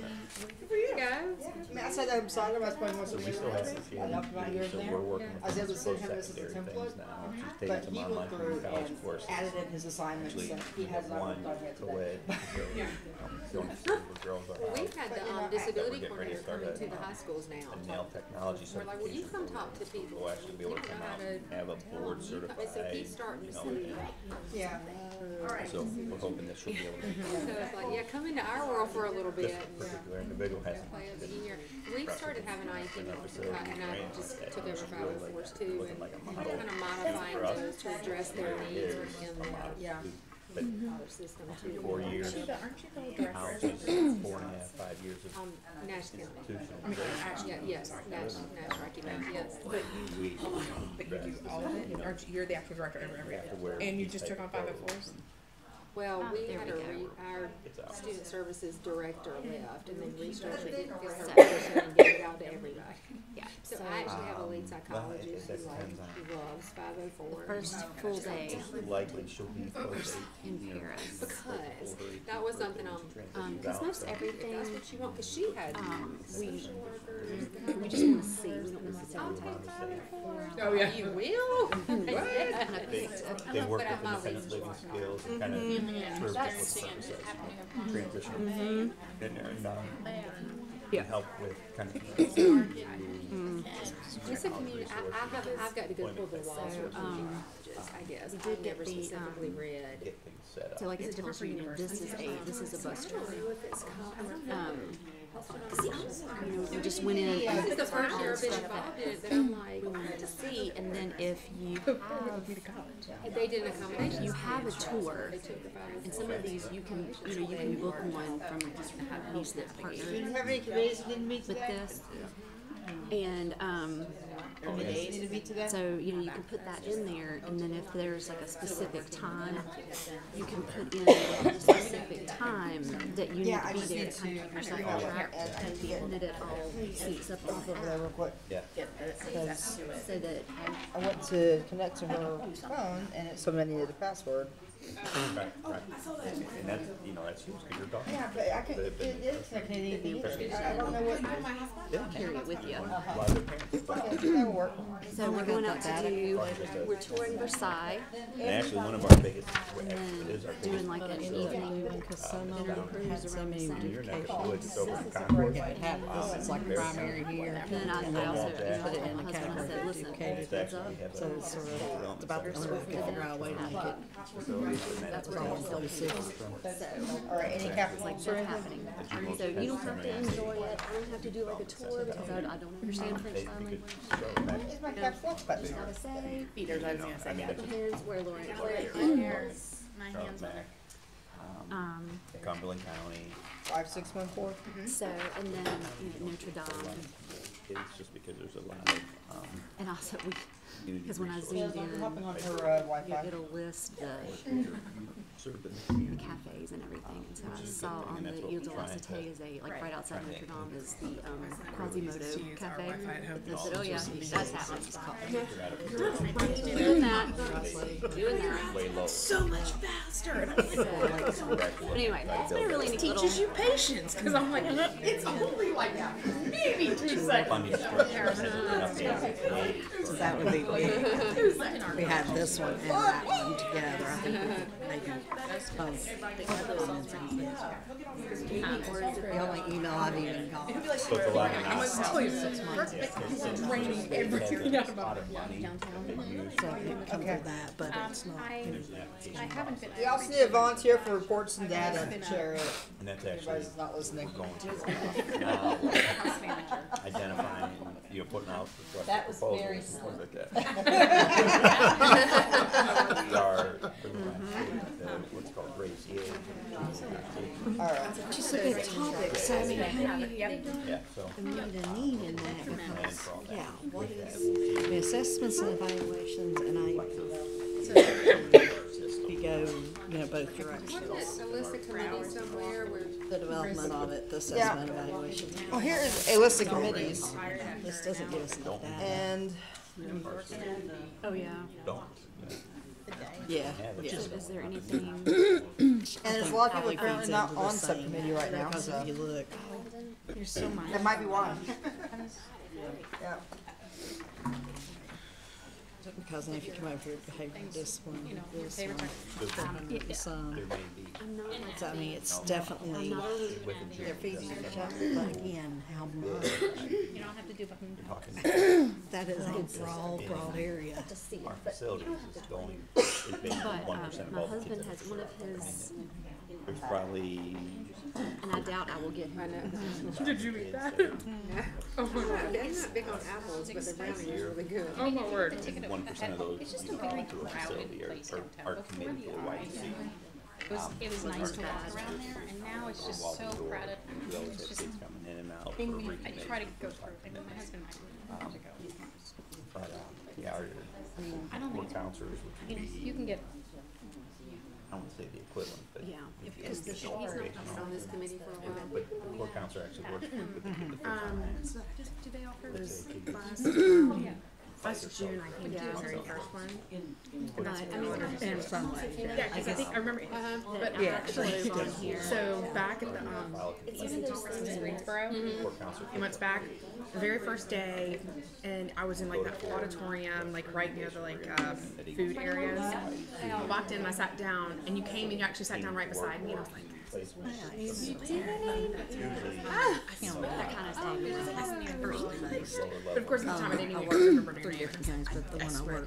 I was like, but I'm not gonna say anything because I'm not gonna make myself look stupid. Because there ain't a lot of Same thing them. with Christy down there. And all of those are really great. if you're too handy. You don't want to pull the kid out, you know, Yeah. school, you don't. He's my person. So where are you Already from? signed one. Charlotte. And then I'm the chair for the Parent Advisory Council. Really? Which is been very interesting. There's always an underlying factor.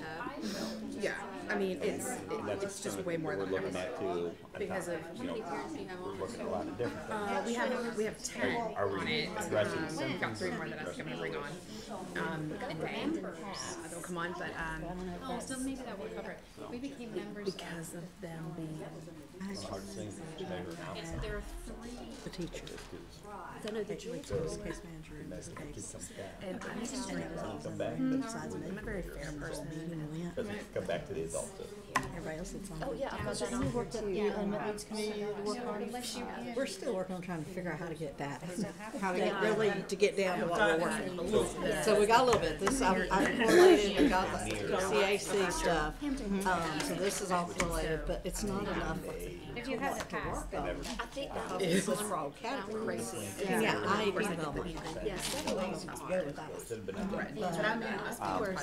But I did speak to the disability rights, to her, and she said they could correlate something to sort of give an idea. So, but they just, and they don't, They would give that would be great, because maybe we can put the 2 pieces together and really get a little more honed into where we need to be. I noticed that we got 5 concerns in about. Okay, that's fine. I mean, I'm just trying, because I'm starting to ponder how to put it in. Dr. Stonick and I are working together. I think if we can work this meeting, during this committee time, because I was than I ever thought. I was We got, and there was one letter, but it was about how to join this council, so it's not, yeah, it's not and public. we've already It's already responded been to responded, so, yeah. that. So I'm thinking maybe we can look at, promising and best practices regarding training for principal assistants, how to, do that. And I think that that's probably, it's data here shows that's issues. Behavioral discipline, assessment evaluation, IEP is tops. Any way you look at it on this chart. And, I mean, I can see, I mean, principals are great people. I think they really love their kids for the most part, but a lot of them just, they don't have the expertise. Have a background. Unless they're unicorn, they don't have, a lot don't have that. How to make unicorns?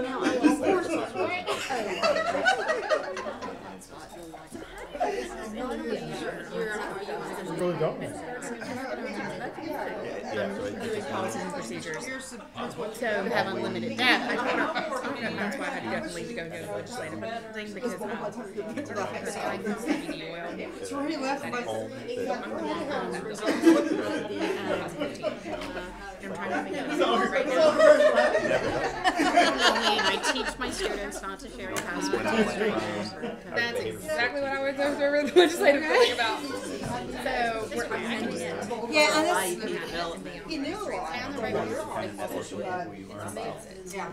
and it's again, this is the bad thing about this is whatever whoever took that phone call is what they logged down, whatever shorthand. So that's when I started realizing is a lot of this is very hard. It's very subjective of how they do it. Because it basically their law, I think I showed you that one time, it was so just call and then it had these things. So it's like whatever they logged down and they added comma, added multiples, and you got a little closer. Yeah, like some of these that you got numbers on across here, they had that literally every one of these commas. Okay, how do you start measuring that data? To what they were really trying. I feel like I've Just to me, it's just very Every year, since I'm the state operating programs, Next year you get the second. trying to get Yeah, because that way you go to an attorney. That's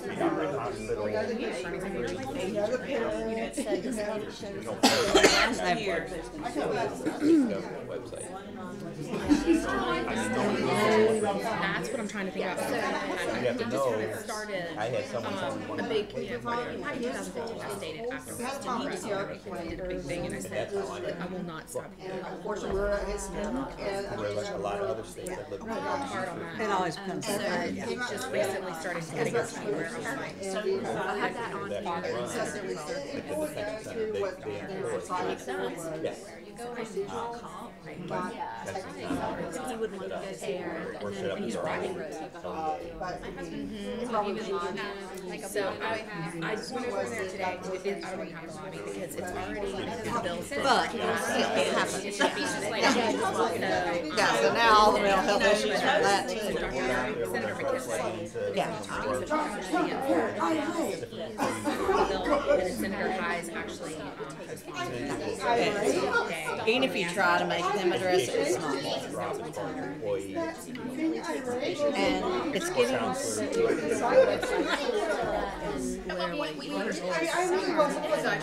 So I tried to educate. I went over there this morning, but yes, so they're gonna. The other kids. Next it goes to judicial, and then And it's hard to. No one's rule says they can't have them. Our county says even on school buses, they can. Our policy is very clear that electronics are not supposed to be used, but they got them in the class and they're used long enough that they're bullying us. it was over. Yeah. Where's our problem? It's just We're not enforcing the rules, we got in our own county. just as a photo thing, a photo op. So it's right. That's where we see them. Yeah, there. I don't know. That big report or whatever. There is. Okay.